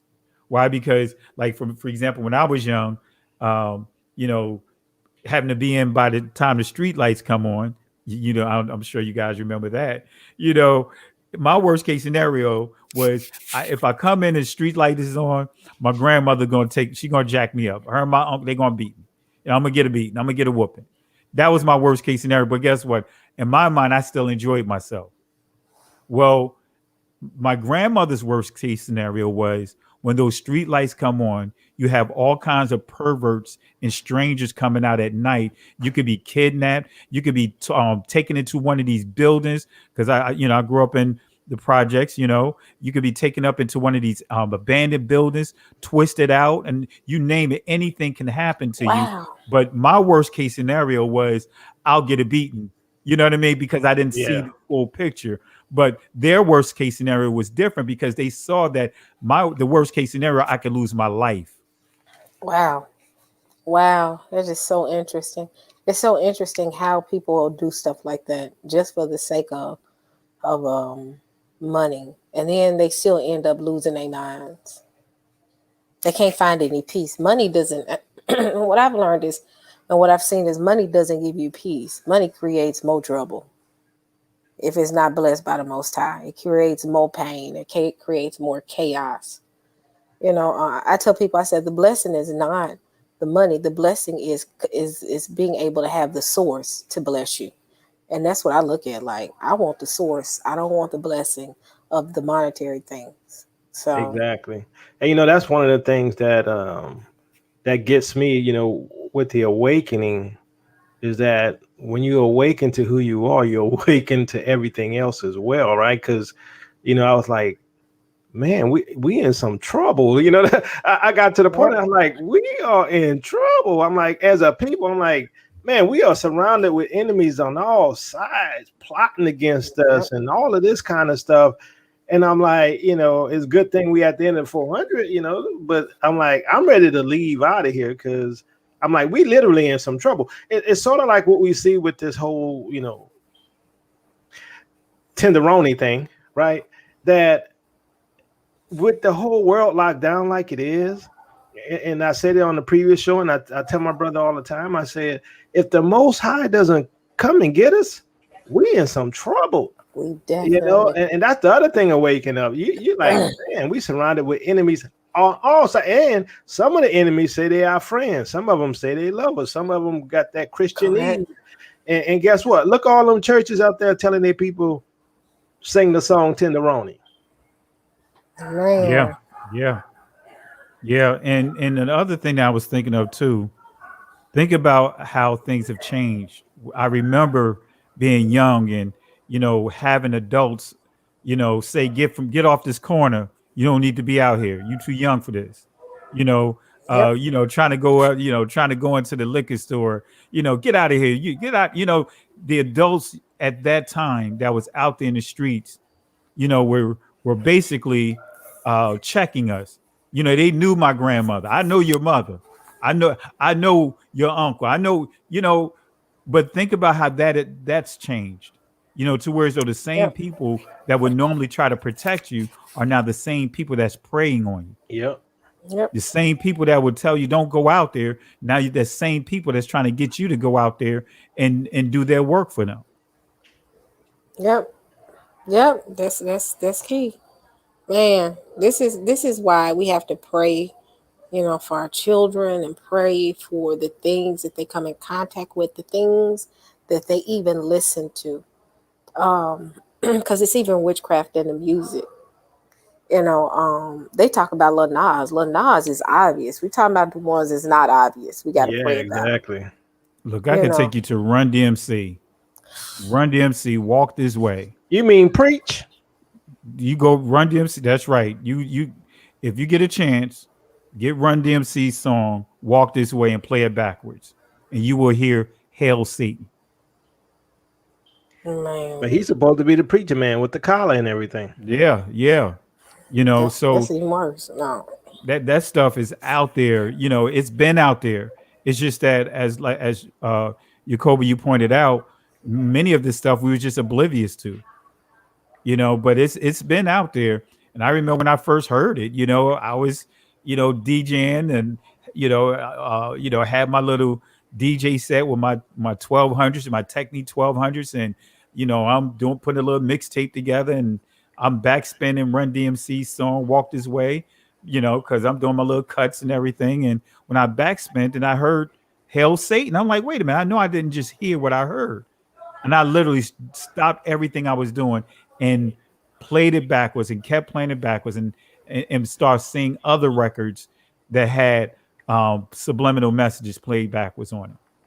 So, is there anything we can do? Because I mean, look, we preaching, we teaching, we praying, and I'm like, be honest with you. When I see our people, I see a lot of our people just marching off the cliff. man, I'm like, it's like, well, what else can be done? I'm like, that's why I say, I mean, I'm just waiting on the Lord, because I don't know what else we can do, other than pray. But what's your thoughts on that? most I can say is pray and pray for our children, and ask the Yep. Most High to cover them. And the thing is, when we walk in His will, I think that's when our houses and our families will be blessed. And that's why it's important, and it's important for us to do what He's asked us to do, because He'll cover our whole house. And that's what I try to do. I pray for my daughter. I try to make her aware of what's around her, and pray that God gives her the discernment to know what's good and what's not good, and just raise them right, be an example. I've always been one of those mothers that, even as a single mother, I was always very watchful of who I had around her and what I had around her. Because a daughter is only what she sees. And my daughter is only what she saw. If she would have saw her mama dragging me in and out of the house, she would have carried those same patterns. But because I had a way of carrying myself, even when I was in my foolishness, around making sure that she never was around it or saw any of it, and just make sure gave her that stability. It made her a little bit different than the rest. Yeah, yeah. And for me, um, I just have to keep, I believe we just have to keep sounding the alarm, even if it's just one person. If it's just one person that uh, hears us and change and shift, then guess what? That's one less person that's lost. So for me, it's just keep sounding the alarm. Yeah. Even when may seem like no one is listening, you'd be surprised how many people are listening. And so you'll notice that they're listening when you stop talking. When you Hmm. stop speaking, then all of a sudden they'll let you know. They'll come out of the woodworks and start letting you know how they've been listening to you. So for me, just even the things that the Most High allowed me to witness, just through the ministry alone, even just through my own experience. I mean, my personal walk was jacked up, as far as in terms of my childhood. That's why I could relate to DMX being raised by his grandmother. I could relate to a lot of things in DMX's life because I was subjected to a lot of those things. Now the only difference is, I did not succumb to drugs. I was like, no, I refused to take drugs. Why? Because I saw my own cousin who was a second degree black belt, had all kinds of talents, and guess what? Strung out on crack. My uncle Butch, built like a linebacker. I mean, Diesel, strung out on crack, died from AIDS. I could go right down the list of family members that I see wither away. So I never had the temptation to try any drugs, any drugs. Now, have I been out there? Yes, I was out there, but, certain things I just would not go beyond. And I thank the Most High because my grandmother, she will always share wisdom to keep me from going to that point of no return. But I can tell you some stuff that, growing up, the things that I had to go through, like I didn't meet my mother until I was almost 7 years old. Didn't meet my brothers till I was almost 7 years old. Given away to a drug dealer, a drug dealing family. You know what I mean? Given away. Who was You giving know, away? me. Really? Yeah, I could tell you some stuff, but didn't know it until my mother showed up to take me.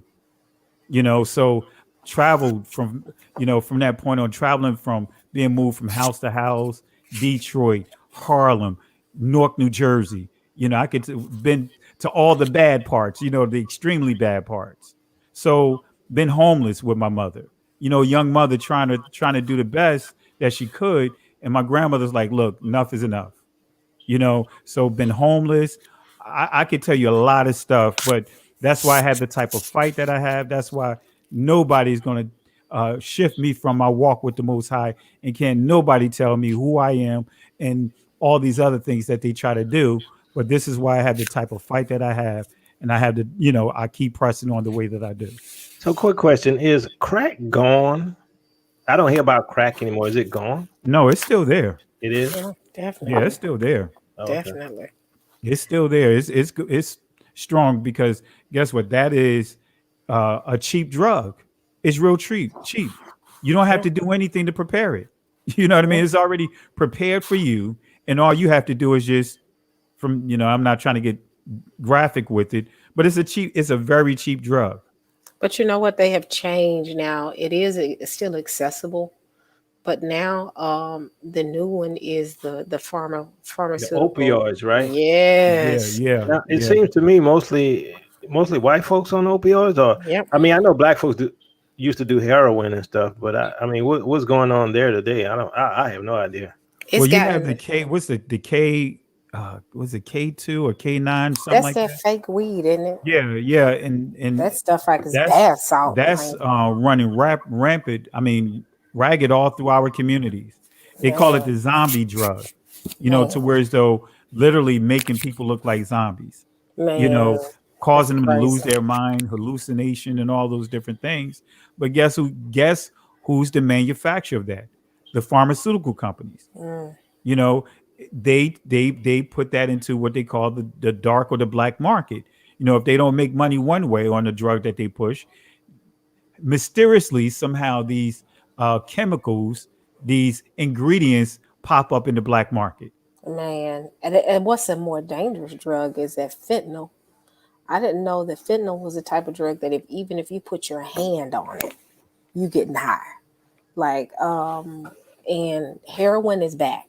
Someone said that, but saw it in a chat. But heroin is back. Just recently had someone I knew that's still trying to kick that habit, and people are doing things. I'm hearing so many stories, especially from home, of people doing stuff like now. You got the opioids, and they not only taking it by pill, but they're doing things like snorting it so that they can get a faster, harder high. I've seen fam- Fingernails, putting it shooting up under their man, fingernails, and man, like I said, even though I never taken drugs, but I've been on the Ave, and I could tell you some things that people would do, to get yeah. high. Yeah, that's one thing I will say. Drugs was never my vice. I never got into that. I never got because I don't like being out of my mind. I like to know my surroundings. I, Yep. I don't. I don't want nobody to tell me where I am. I want to know where I am. So that's crazy, We need the Most High like yesterday. man. But I you mean, know we what? really need him to come here and save us. But people. Our community.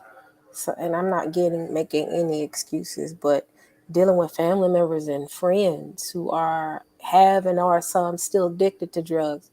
They're doing it to check out. You got to think Really? about it. Some of them are doing it because life is so, they're checking out. The not checking out like killing themselves, but checking out to not deal with reality. Hmm. Think Well, about the reality we live in. Who are we? Regardless of how much we say who we are, right now, what society sees is not what the Most High sees.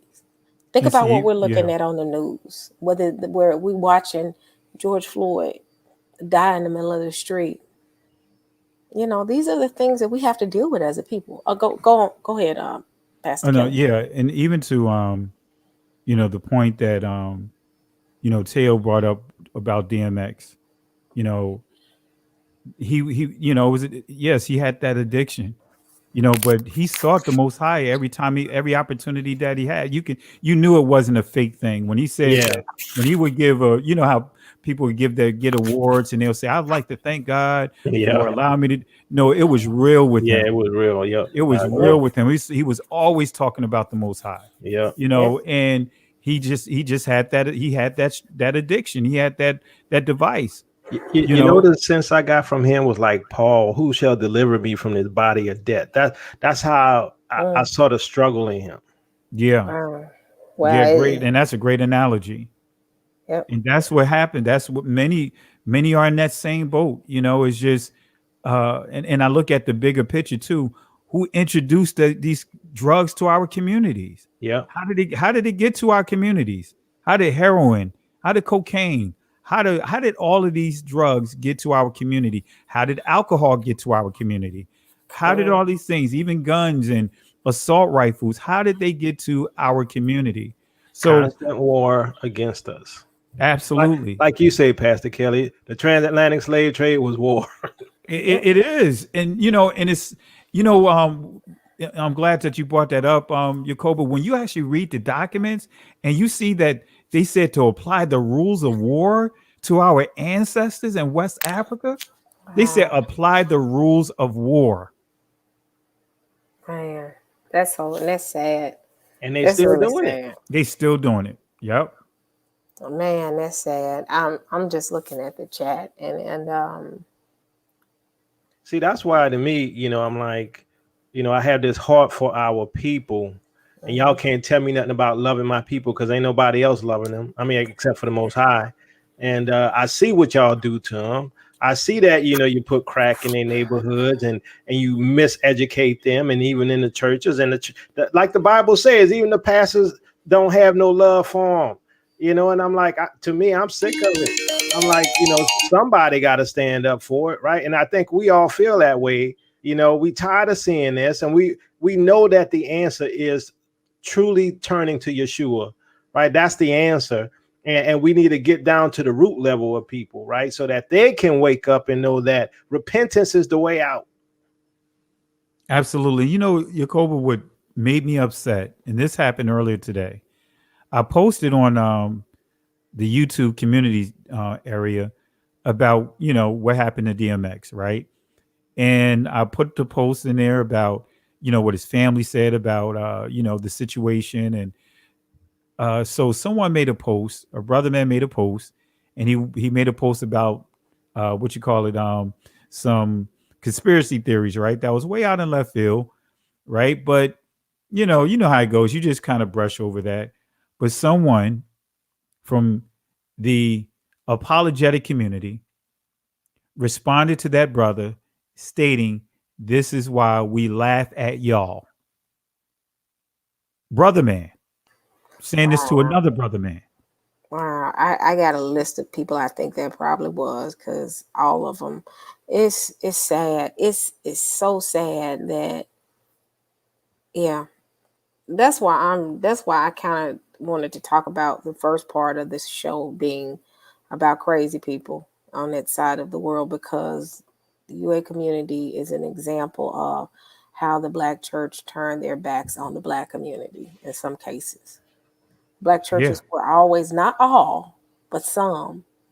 But see, Who did Margaret Sanger go to when they wanted to push abortion? Who did she go to? exactly, the pastors, Black Correct. pastors. And here's the thing, Pastor Kelly. So that's why they laugh at us. So I thought you're supposed to be a Christian apologist. I thought you're supposed to be worrying about saving souls. I thought you care about us, but you laughing. See, that's what we know. And that's why those churches are emptying out. They're emptying out because everybody see the hypocrisy of you all, that you all nothing but a bunch of liars. You have a form of godliness, but you deny the power thereof. There's no compassion. There's no love. There's no fruits of the spirit. Everybody can see it. All of you urban apologists, listen to me, mark it down. You have no fruit. Period. Absolutely. And that's what really upset me, and I ended up doing a live video on the Facebook channel, but it was just seeing that and this person saying, "This is why we laugh at y'all." We're the only community where religion has caused us to still push this plantation mindset. The massa had our ancestors beating our own people. Yep, and that's why they feel comfortable with saying stuff like unintelligent. They're sad. That's all I gotta say. That's See all what I they're gotta say. scared of, Sister E? What? They're scared that the Negroes are going to become holy. They're scared the Negroes are going to become set apart, that we no longer going to be easily manipulated by their politicians and their pastors, and that we really going to truly learn what the Most High wants us to do. That's what they're scared of. And they And the created it. agenda has always to keep us separate. And that's why, to me, I think it's like this. You got to be willing to give it all up for Christ, right? And not only that, you got to be willing to give it up for your fellow brethren. The Bible says, no greater love than a man had than to lay down his life for his friend. We all family. We got to get to the point where I'm happy to see you get up, but when you get up, you need to help the other ones up. We need to help each other, right? And guess what? You put yourself in danger because some people are going to abuse you and manipulate you, but you got to be willing to take the risk, right? Because these people don't love us. Enemies all around, even in our own house. Yep. And that's it. And it's key. And I look at the UA community, and I'm sorry if y'all can't hear me. I look at the UA community being another form of church politics. It's a political system, and the political system is another means to null us deeper into a deeper sleep. You invite us into your system to say we want you to be a part of it, but you don't have any say. And that's all it is white evangelicalism in blackface. That's what I call the UA community. Period. Well, even to the one of the big threats is our resources, right? Um, it's proven that the dollar circulates in our community 4 hours, right? 4 hours, where you have like the Indian community, 26 days, the Jewish community, 22 days. You know what I mean? The Caucasian community, 17 days. But our community, the dollar circulates 4 hours, right? But Mhm. what's been happening during this awakening? We're seeing more people, getting away from a lot of the uh, chemicals, right?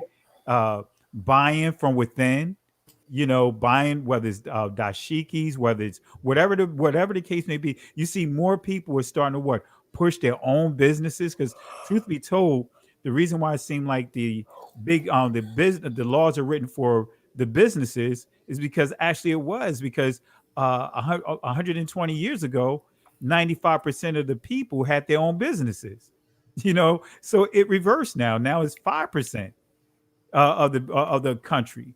So nevertheless, but just like what we saw happening in the 60s and 70s, and that's why the Black Panthers really became a danger, is because they were pushing for self-sufficiency. They was pushing created clinics, not abortion clinics, clinics Correct. to give free health care to our people. They came up with all kinds of programs that we benefited from of breakfast in school.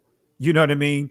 They did a lot of different things that the government took from them, but that's the fear right there. It's because our sources, our resources, when we leave in those institutions, our resources are coming with us. We're the biggest contributor to the church. But now we're leaving. Guess what? That money is leaving too. Yeah, Correct. but Correct. that's also put the light on some of the Israelite mores out there, right? Who are telling their people to, you know, take that lollipop, right? Because guess what?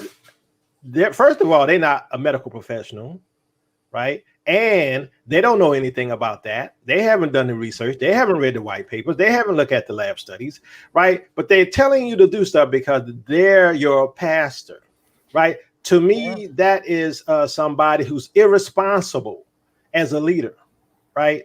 And I think you all need to be careful about that, right? Because if they really cared, they would have went, you know what, let me go check this out for you first and I'll get back with you. Let me do my research first and I'll get back with you because I really care and I want to make sure this is the best decision for you. They don't do that. Right, they go by the agenda of the people, of the talking heads, of the politicians, just like every other Christian church and every Christian pastor. Same thing with some of these mores. And I'm gonna tell you, you got to be more discerning out there, right? Because we are in the last days, and the Bible says, if those days were not shortened, no flesh will be alive. I can see where that's this time period. So, not just my opinion. No, you're absolutely right. And that's, many are jumping out of the frying pan into the fire. We have to be real about that. Mhm. Uh, and there's quite a few that's teaching that should not be teaching. Correct. But Christ did make a distinction between a true shepherd, a good shepherd, and a hireling. And many of these guys are in it for the money. They're in it Hmm. for what they can get out of it. Book And deals and when it, money. Exactly. So when I hear them um, recommending the Roni, you know what I mean, that tells me that they don't have the Holy Spirit. They're not a true watchman because even through this whole pandemic, our assembly been going full Yeah. nonstop.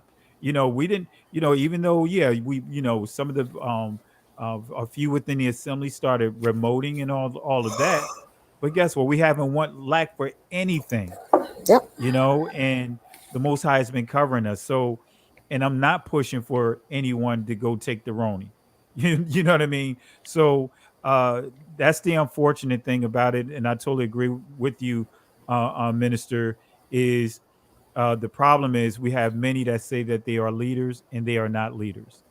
Many of them are in it for the money.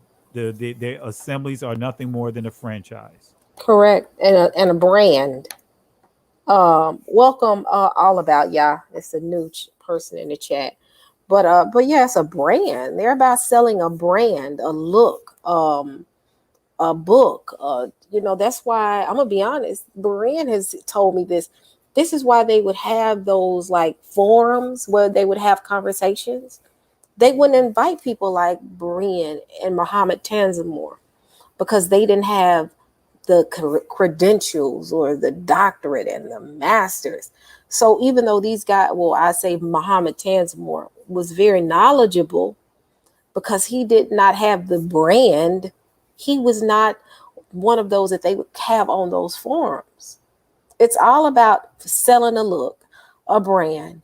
You got to be here for you to be up here. And some of these people are not there. That's all they're doing is regurgitating every single commentary that they read in college. Blacktastic said something that was profound and it made so much sense. He actually went to seminary. He said, I didn't go to seminary for them to tell me what to research, but they taught him the technique of researching, meaning they didn't teach him, and I may be saying it wrong, but he said they didn't tell him what to read and what to believe. They just showed him how to research it. So he took the application of the way that they taught him how to research and took it to the next level. That's all school was made for. But you got those who never had anything about themselves, get a degree or get a master's or get a doctorate, and they say, I've made it. I've taken on their doctrine. I've taken on their ideology. I've made it. And they haven't made anything. Simply, that's all they've done is try to make themselves feel good. I went to college, what? I tell people, I said, when I decided to go to college, I didn't go for somebody to say, oh, I have this degree. I went straight to my advisor and said, look, what can I get in 4 years that will make me some money when I don't have to go back and get a master's? I don't plan to be here forever. Don't want to be here, but I'm here because I ain't got no choice and I don't want to be broke for the rest of my life. So let's sit down and figure this out. What can help me make money? And he was like, you don't want to come back to school? And it was like, how you had a freshman advisor. I said, nope, let it be 4 years. I don't want nothing that I got to come back for another 2-3 years. And that's when I got into computer science and MIS plus my math scores. But yeah, but they love those credentials. You know where my degree is? In a box somewhere at my mama's house. Tell me about it. Tell me about it. I'm with you. You've been to my house, sister. You wouldn't even know that I was in the military. You wouldn't even know that I went to school unless I tell you, because I don't have that I love me wall. You know what I mean? But the thing about it is, it's the motives behind it. I started taking seminary courses when I was 14 years old. At Mount Clair. You know what I mean? So I already know the whole shebang when it comes to that.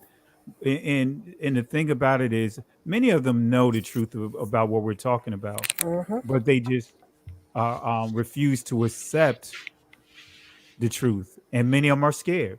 Many of them are looking at it like, look, I done spent $100,000, anywhere from $100,000 to $200,000 for this education, and I need to make some money to pay these, pay back this loan. They got pimped. Many of them got pimped. And then a lot of them got degrees. They had to go back, and that's the key. I'm not giving y'all no more money. These institutions can kick rocks. I got pimped, Pastor Kelly. Oh, whoa! Didn't you go? Yeah, I told y'all I went to law school for 2 years. Yep. They pimped me. It ain't worth it. It ain't worth it. I'm like, don't go get in debt for all that foolishness. Well, do your 4 years and be about it. Man, but at least you went and got something that was sensible. You went to law school. Yeah, but it was look, the things I learned there was like I'm learning in the world. It's all a fraud. Everything's a con. That's what I realized. This whole system, it ain't nothing but a con. And see, a person like me, who's honest, I'm like, I can't deal with that. You know what I'm saying? You know, it's all foolishness. And like you Man, say, Pastor Kelly and Sister E, is like that piece of paper don't mean nothing. It's sitting there somewhere and all that. I don't care. Be honest with you, I just want out of this system because now I know I'm a slave. Y'all told me I wasn't a slave. Now I know I'm still a slave and I'm still working for massa, and I don't want to be a slave no more. That's right. yep, That's yep, right. I'm with you 100%. And I tell you that's when you know where a person's heart is. Remember David said, "Look, yeah, I don't care about being a king. I would be cool just watching the gate, watching the door. I don't care about having all of this. yeah. Because he just wanted to please the Father. And so where I'm at right now is like, you know, all I want to do, like Jacobo pointed out, I want to make sure my family is set when we retire. If we even Actually, make I'm it not to trying to them. retire when I'm 80 years old. No, I'm trying to do it immediately to transition from where we are. I don't want it. I want to transition. I want to move when the Most High say move. You know, I, Hmm. I'm tired of this system. I'm tired of even dealing with the stuff we're dealing with. I You know. know, I Man, mean, come on now. I mean, it's so unfortunate that most of our exhausting. people don't Yep, see this Mm, thing. That's exhausting. The it system is. is exhausting because you working. Every time I watch The Matrix, it makes more and more sense. We are a battery used to Yeah, maintain exactly. the system. Exactly. That's it. And when you see them in the cocoon, they live. They're born in the cocoon. They live in the cocoon and they die. And I'm not trying to be depressed. No, I'm not, because Yah is blessing us. He's consistently blessing us. That's why you have to have the Most High, because even in the midst of the matrix, you can be blessed. But And how did they say even that person who's your friend will fight against you so they can stay in the in the system, right? They fighting for That's the right. system. They don't yep, even realize it. And that's what we dealing over there with the urban apologists. They fighting for the system. yep. You know, What and did we all uh slaves. correct? What did he say? He said, "I know it's not a state." But he said, because of the Matrix, he said, but he wanted to think that it was, he wanted to taste like steak. I Yeah. forgot that scene, but Yeah, that was yeah, profound. It was like he would say, I know that the system is fake, but Yeah, put me that was back to Cypher, sleep. huh? Yep. yeah, yeah, Put Yep. me back to yeah. sleep. Yep. That's Man. that's And those people. that's And we them. They, like, hey, unplug from the matrix. Listen, oh no, I love the matrix. Let me go on and get my lollipop. I like to suck on lollipops. You know what I'm saying? that's I'm like, it. but you Yeah. say, hey, there's a better life out there. There's more, hey, you can make your own lollipops or whatever. I don't know if that's a good analogy, but anyway. Well, yeah. Well, Yeah. think about one of the things that really one of my profound lines in the Matrix is when Morpheus asked Neo, no, Neo asked Morpheus. He said, "Why do my eyes hurt?" And he said to him, "Because you're using it for the first time." Yeah, yep, Wow. yep. You You gonna know make me that that watch the Matrix that is tonight. one of the lines that's. I mean, I literally choked. If I had false teeth, they would have fell out my mouth because to me, that think about what's happening right now, and I believe that the reason why many of us are hurting is because we're actually using our eyes for the very first time. That when we go through that period of hurting, like man, I can't believe for me, it was like, man, I invested in, I paid for my education. Nobody gave me anything. I paid for my degrees. I paid for this. And it's like, wait a minute. And you mean to tell me that I've been investing into the lie the whole time? You Yep. know what I mean? Exactly. It Correct. was, it's like you had to go through. Remember when they say he's about to pop? You know what I mean? It's that same thing. It's like you about to release because everything is hitting you all at one time. You realize that actually the joke was really on you the whole time. Correct. Correct. And that's key. And that's so funny because, again, the finish what you were saying, because it's just, I just thought about how being a part of the matrix, and people will look at us. I've seen them say, they sitting good. They, why are they talking about the system? It looks like the system doing good for them. They got houses and cars and this. And I'm sitting here like, the higher you get up the ranks, more stress and more work. Nothing comes easy. Nothing comes easy.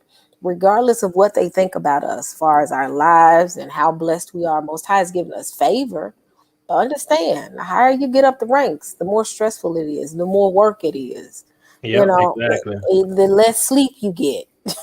sometimes. And you have that, I'm just being real. For me, I always felt like something is missing, kind of like Correct. Neo. Yeah, Like, man, this can't be the answer. You yeah, Correct. know, trust me. Just we all have worked in high places. Look, I could pull my credentials out. I done worked for KPMG as a PM. I don't work for Pfizer as a PM. I don't work for FDIC. I could name some places that I've worked, but I always felt like I am not supposed to be here. yeah, You Correct. know, I'm feeling empty. I'm feeling like this cannot be the answer. I Correct. can I could, tell you how much I made, but I'm not gonna do it on here. You know what I mean? But my wife and I, we've done very well for ourselves. Yep. It's so funny, Jacob. I remember my wife and I when we were younger, we call ourselves going to a financial advisor, and they literally told us, "Are y'all joking joking about what? about needing a financial advisor?" We Oh, didn't have really? no, because we didn't have any credit cards, because I believed in not having any credit cards. We paid cash for everything. We were doing very well for ourselves. The only thing that we were concerned about is that we how it goes. You see things more, something that's not really there, and we was like, well, maybe we need to get a financial advisor, as to like, hey, you know what, maybe we need to just stop spending just to be spending. But nevertheless, we went to the financial advisor, and he laughed at me. He said, wait a minute, y'all serious? He said, y'all come to me. I mean, and normally they want to make money off you, Yeah, but they say, you serious? Y'all came to me for this? You don't need, Mhm. get out of here. So, but nevertheless, though, I've always felt, that something is missing. you yeah, know Correct. Even sitting in those boardrooms, the board meetings and all that, always feeling like something is missing. yep, Mhm. And now I know what was missing. We know what was missing, and that's why we are doing what we are doing. yep, Yep. This is why we're going hard the way that we're going hard, Yep. because we see what is missing, and that truth that was missing is truly understanding not just who we are, but coming out of the system. exactly. Look, there was a book Correct. called The Brave New World by Aldous Huxley. And he said a really efficient totalitarian state would be one in which the all powerful executive or political bosses and their army of managers control a population of slaves who do not have to be coerced because they love their servitude. That's what we're living in right now. Mm. That's key. And what's interesting is, and Pastor Kelly said something. I'm trying to make sure I remember, because today one of those exhausting days at work. But I can't remember, because I was getting ready to talk about how finish what you're saying. It's gonna come back to me. Well, I mean, that's all I was saying. But I do have one more point. I really do think the way things are supposed to be is like it was with Adam and Eve, just like we see with the animals, living in God's creation and enjoying life. That's how it's supposed to be. They didn't enslaved us where you got to pay for that clean air, clean water. You can't even go outside in the sun no more because now they're controlling where you go. I'm Hmm. like, it's all foolishness, and I'm not gonna have anything to do with it. I'm letting them know right now.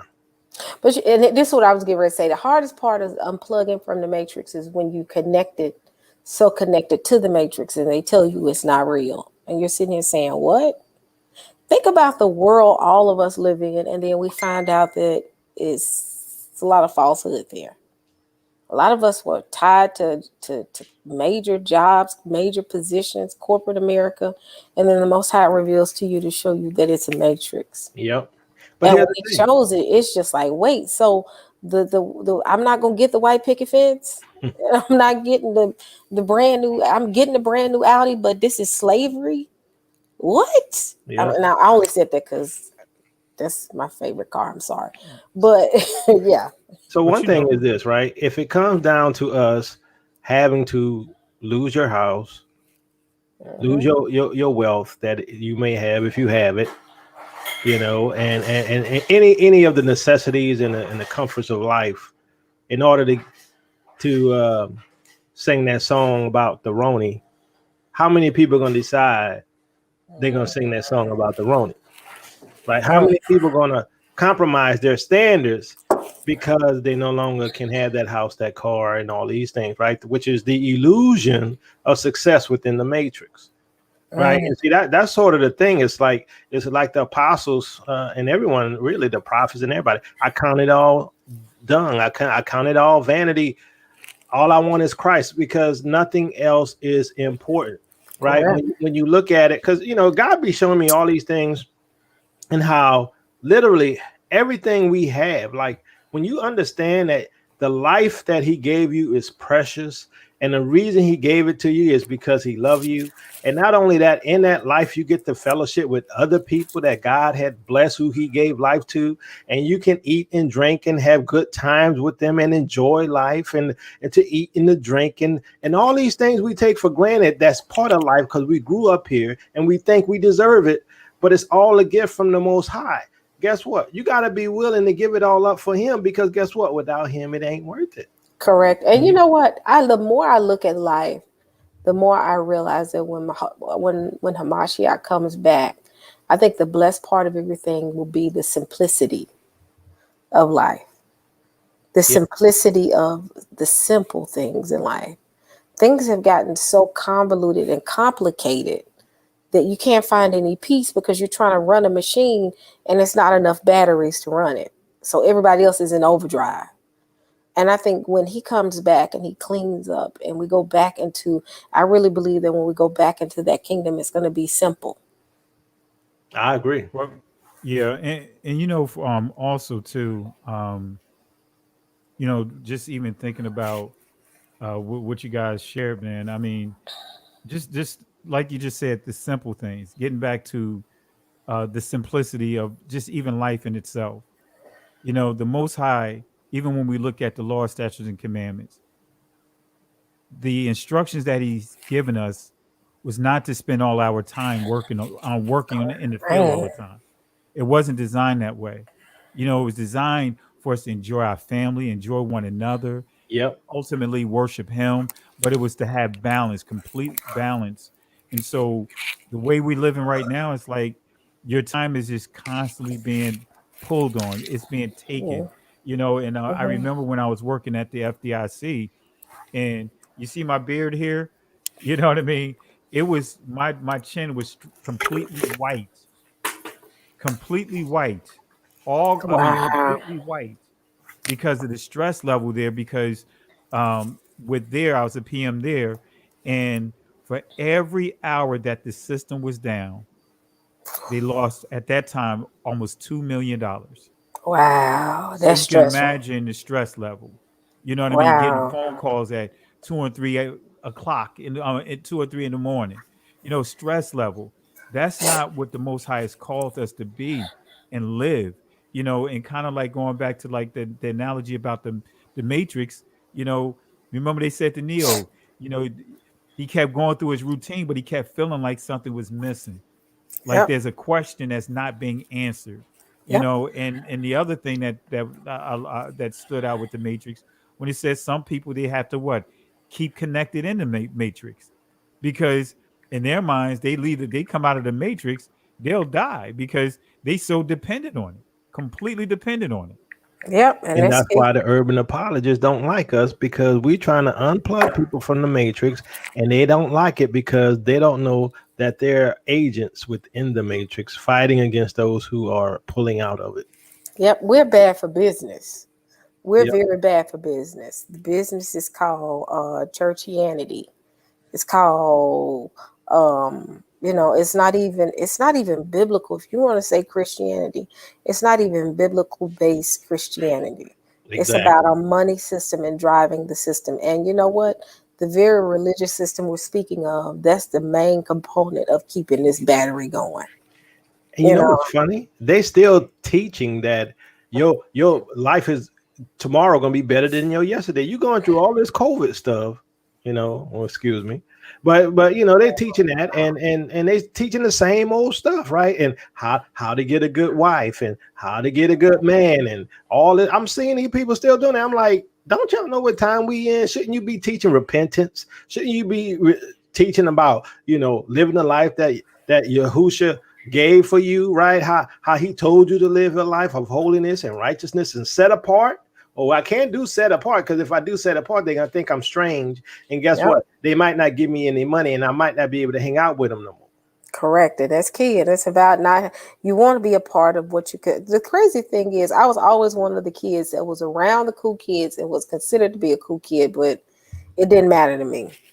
I'm just like, I'd be good with being at home by myself, watching, chilling and kicking it by myself. It was never the case of, but it's like they're the cool kids and we got to be a part of the clique. I don't care. Look, it doesn't matter You to was me. the cool kid, Sister E? I was a nerdy cool kid. Oh, okay. See me, I wasn't the cool kid, but I sure beat up everybody who wanted to mess with me. I tell you that.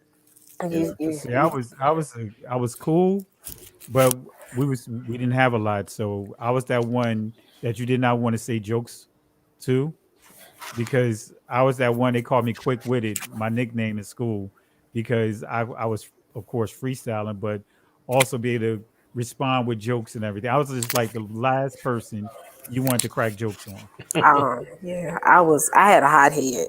I remember I got into it with a girl and threw a desk across the, not through, but yeah, I pretty much did. Pretty much did. And my mom said, "Have you lost your mind?" But I was one of those that you just didn't mess with. But when you mess with me, oh, chairs come across the room. That's why I tell people, I said, if I was the person I was back in just 3 years ago, it wouldn't have been pretty for some folks. But like I said, I they want to be a part of that clique, and it's the new church. It's the new how can I put it? The new theologian, new age theologian. Yep. And that's what they want to be a part of. And it's just, and we're the ones standing back saying, I don't want to be a part of it, and I don't have to be a part of it. So, Sister E, who's the nice one between me and Minister Tell? Don't make me choose, because both of y'all nice. I'm not finna do that. I mean, who's the one that try to settle things now? Who would that be? Now you still a hothead though. Tell you always been the one that be like, wait a minute, y'all. But lately, Tay, you been a flipping. Y'all have moments. Y'all have moments. See, But tell you growing up, they ain't want to mess with him. I'm telling you, they were scared of him. I'm telling you. Tay, you have moments like you got to catch him at the right moment. If you catch him, all bets off. And me and Jacoba looking like, wait, hold on. But because Jacoba usually the one I'm ready to fight, and I'm crazy enough to say, yeah, let's go fight together. And Tay, you be like, no, y'all. But lately, you gotta watch her. See, back in the day, Tay, you be the one you gotta stop. See, I can't see it. I was the nice one. What? Because he quiet, but you know what? Lately he been getting with folks like that day he called G-Con with the snips. I see it. I said I can't with y'all. I just cannot. But yeah, y'all both kind of y'all both firecrackers. But he is the more calm one. He's more calm now. Now he is. What? Because and what's so funny is I saw that the picture of you and him, and I was like. He was calm even in that picture. I said, they're going to tell you. I knew it was him. You ever had those guys you walk up to, you be like, nah, I ain't going to mess with him. That's how they treated him. They used to always pick on me, but they never mess with my brother. They always used to pick on me. That's why I told you I used to fight all the time. But they ain't never mess with him. Used to? Did you say used to? Huh? That was me. Did you say used to? What do you mean used to? You used to. You said I used to fight all the time. Yeah, I used to fight all the time. Now it's all verbal. Yeah, that's what I'm saying. The fight's still there. No, yeah, it's verbal though. That's me right there. It's like everyone that went to fight my big brother knew that they couldn't beat him. So yeah, guess what? I had to fight. You know what I mean? Because of that. So you know what I'm talking about. I've had to get exactly. I had to deal with. I used to fight all the time because of that. Yeah. See, I was the one that had the hair trigger temper. Like I'm 0 to 10. Like I'm quiet, and then I'll sit. It's like almost like I can't take it no more. You know how people gradually get fit. I'm already there. It's like I'm here for it. Like for real. And that's how I used to be. And my mom told me one day, she said, you keep being like that, I'm scared somebody's gonna hurt you. Like that girl for real. Like she said one word to me and she had said too many words. And before you know it, I got up out my desk and that desk, I grabbed the end of it and swung it and was trying to swing it and hit her. And they caught the desk and caught me at the same time. And I was like 13 then. That's how bad my temper used to be. And everybody was like, where did this come You from? said it used to be. You caught that right? You covered right? Did you just come for me? I am not that high. Well, yeah, I I did. should have threw that one in, but Pastor Kelly got you. I am. I've gotten better, y'all. See, I'm the, I'm your long lost twin. Yep. See, see, me and Pastor Kelly got a lot in common. Yeah. yeah. See, I'm not the way I used to be, y'all. I'm a lot better. Like That's what we all say, huh, Sister E? until somebody, Till they bring you back. until they bring the right person in the room, and it's like, oh, it's on them. What's so funny though? The funniest thing was the last time we all was on Berean's channel. And they had Crazy Lady on there. And Berean could not shut me up enough to the point that he had to pull me totally out of the stream. That I was just like, I'm done. I'm finna talk real crazy to her. End of discussion. So, but yeah, I used to be. I'm a lot better than I used to be, y'all. Well, yeah, I am. I still gotta pray, y'all. Y'all pray for me. Whatever, Yakoba. Now, I'm a lot better than I used to be too, Sister E. Yakoba, me and you Yeah. together is not a good thing. We I gonna go think fight for real. we all have made some progress. I mean, you know, You calm. You're actually calm, Pastor Kelly. yeah. I guess so. Yeah. Yeah, Pastor Kelly, like, it ain't worth my time. Yeah. And then he come out with a video sounding like what's the video with what's the person's voice you do? Is it Bring the ruckus. yes. But So, well, yeah. I was just one of those guys. I'm gonna be honest with you. If you told me that you want to fight, there was no discussion. We just fought. You know what I mean? Exactly. I never was one of those like I'm gonna do this to you. You know what I mean? I just swung. If you told, you know, Yes. that's just me. I never been one for long talking. Hey, you don't have to tell me what you're gonna do. Don't project it. Yeah. I'm just gonna swing on you. If you make me feel threatened, don't tell me you're gonna go get a gun. Okay, well you got to get there first. All right. Yeah, So exactly. that was just my mindset. Yeah. I'm telling you. I mean, I used to fight a lot. You know what I mean? And a Oh lot of the fights, it was inside the house before I even made it out the house. You know what I mean? man. Because when Yeah, I'm here grandma for leave that. and all of us in the house by herself, we anyway. See, I had see See, Pastor Kelly, you sound just like me. All you see don't say let's fight because ain't gonna be no pause. Exactly. man. Exactly. I had female Napoleon syndrome. I was short.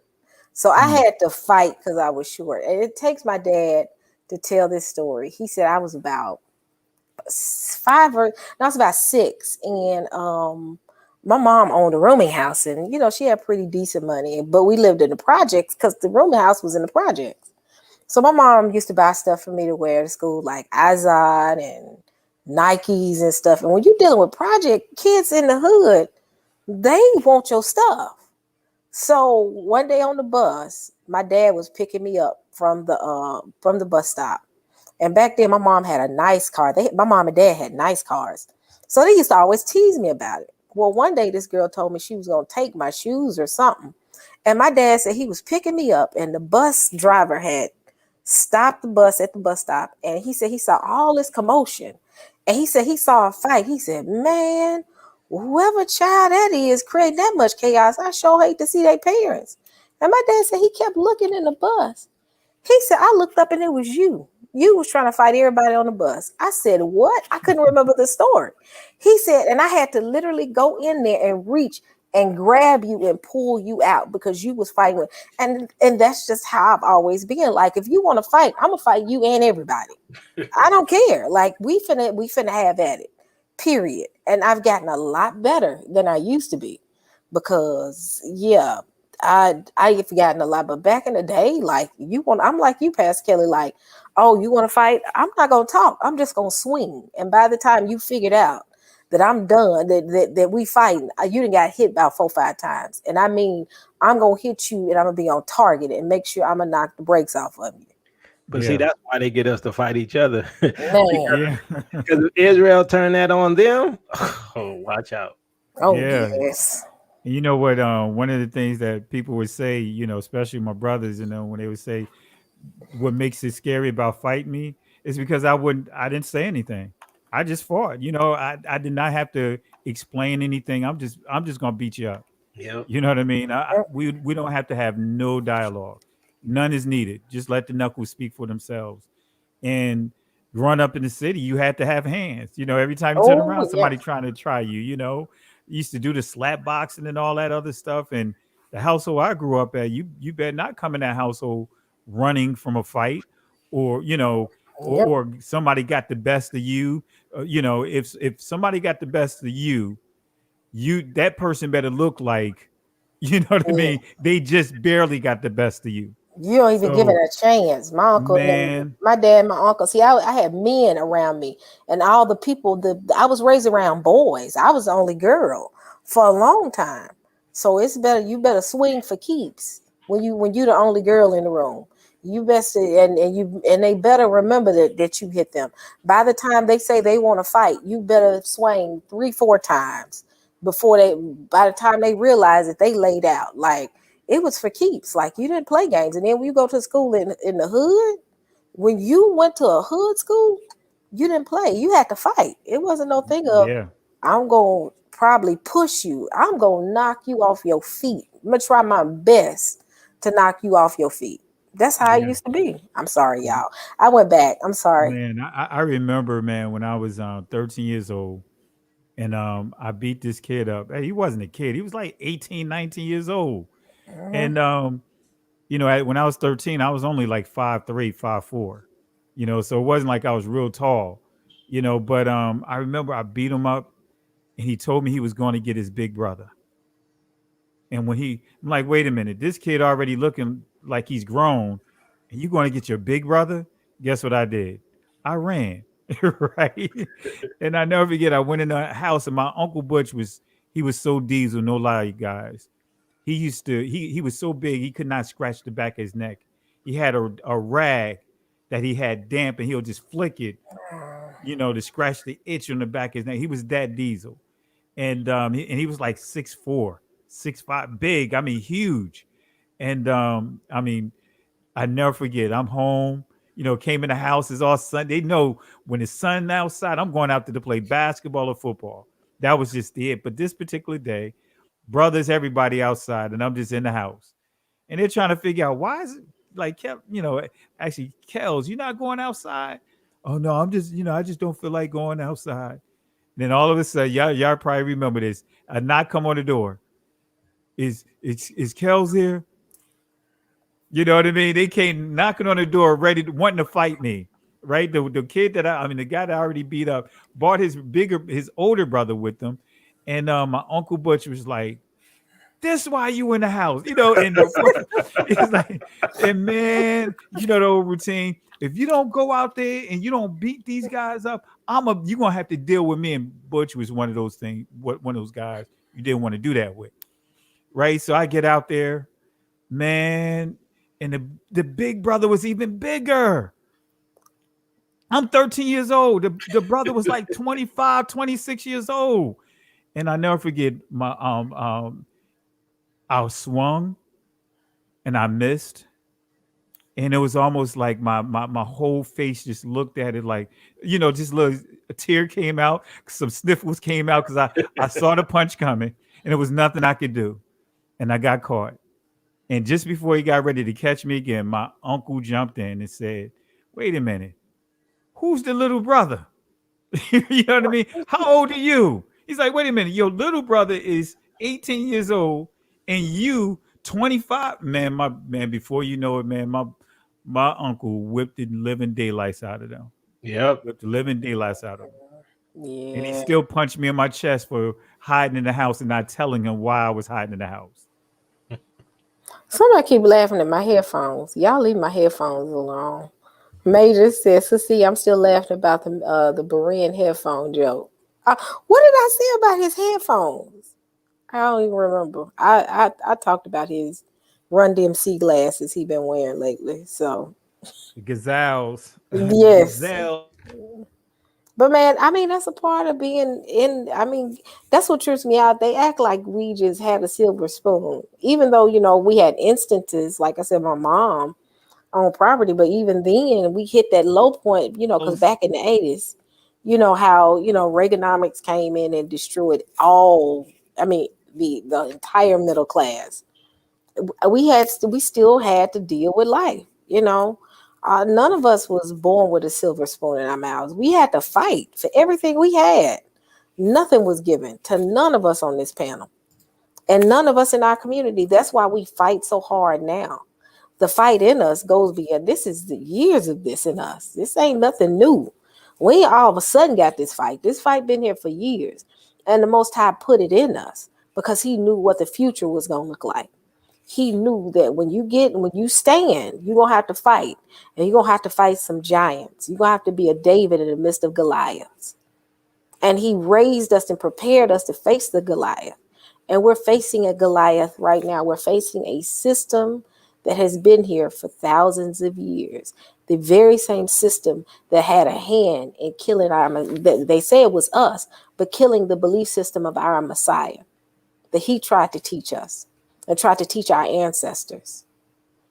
This is a Yeah. Goliath system we're fighting right now. So this is why the Most High taught us to have that fight. Because every single one of us, you put us in the room, we gonna fight.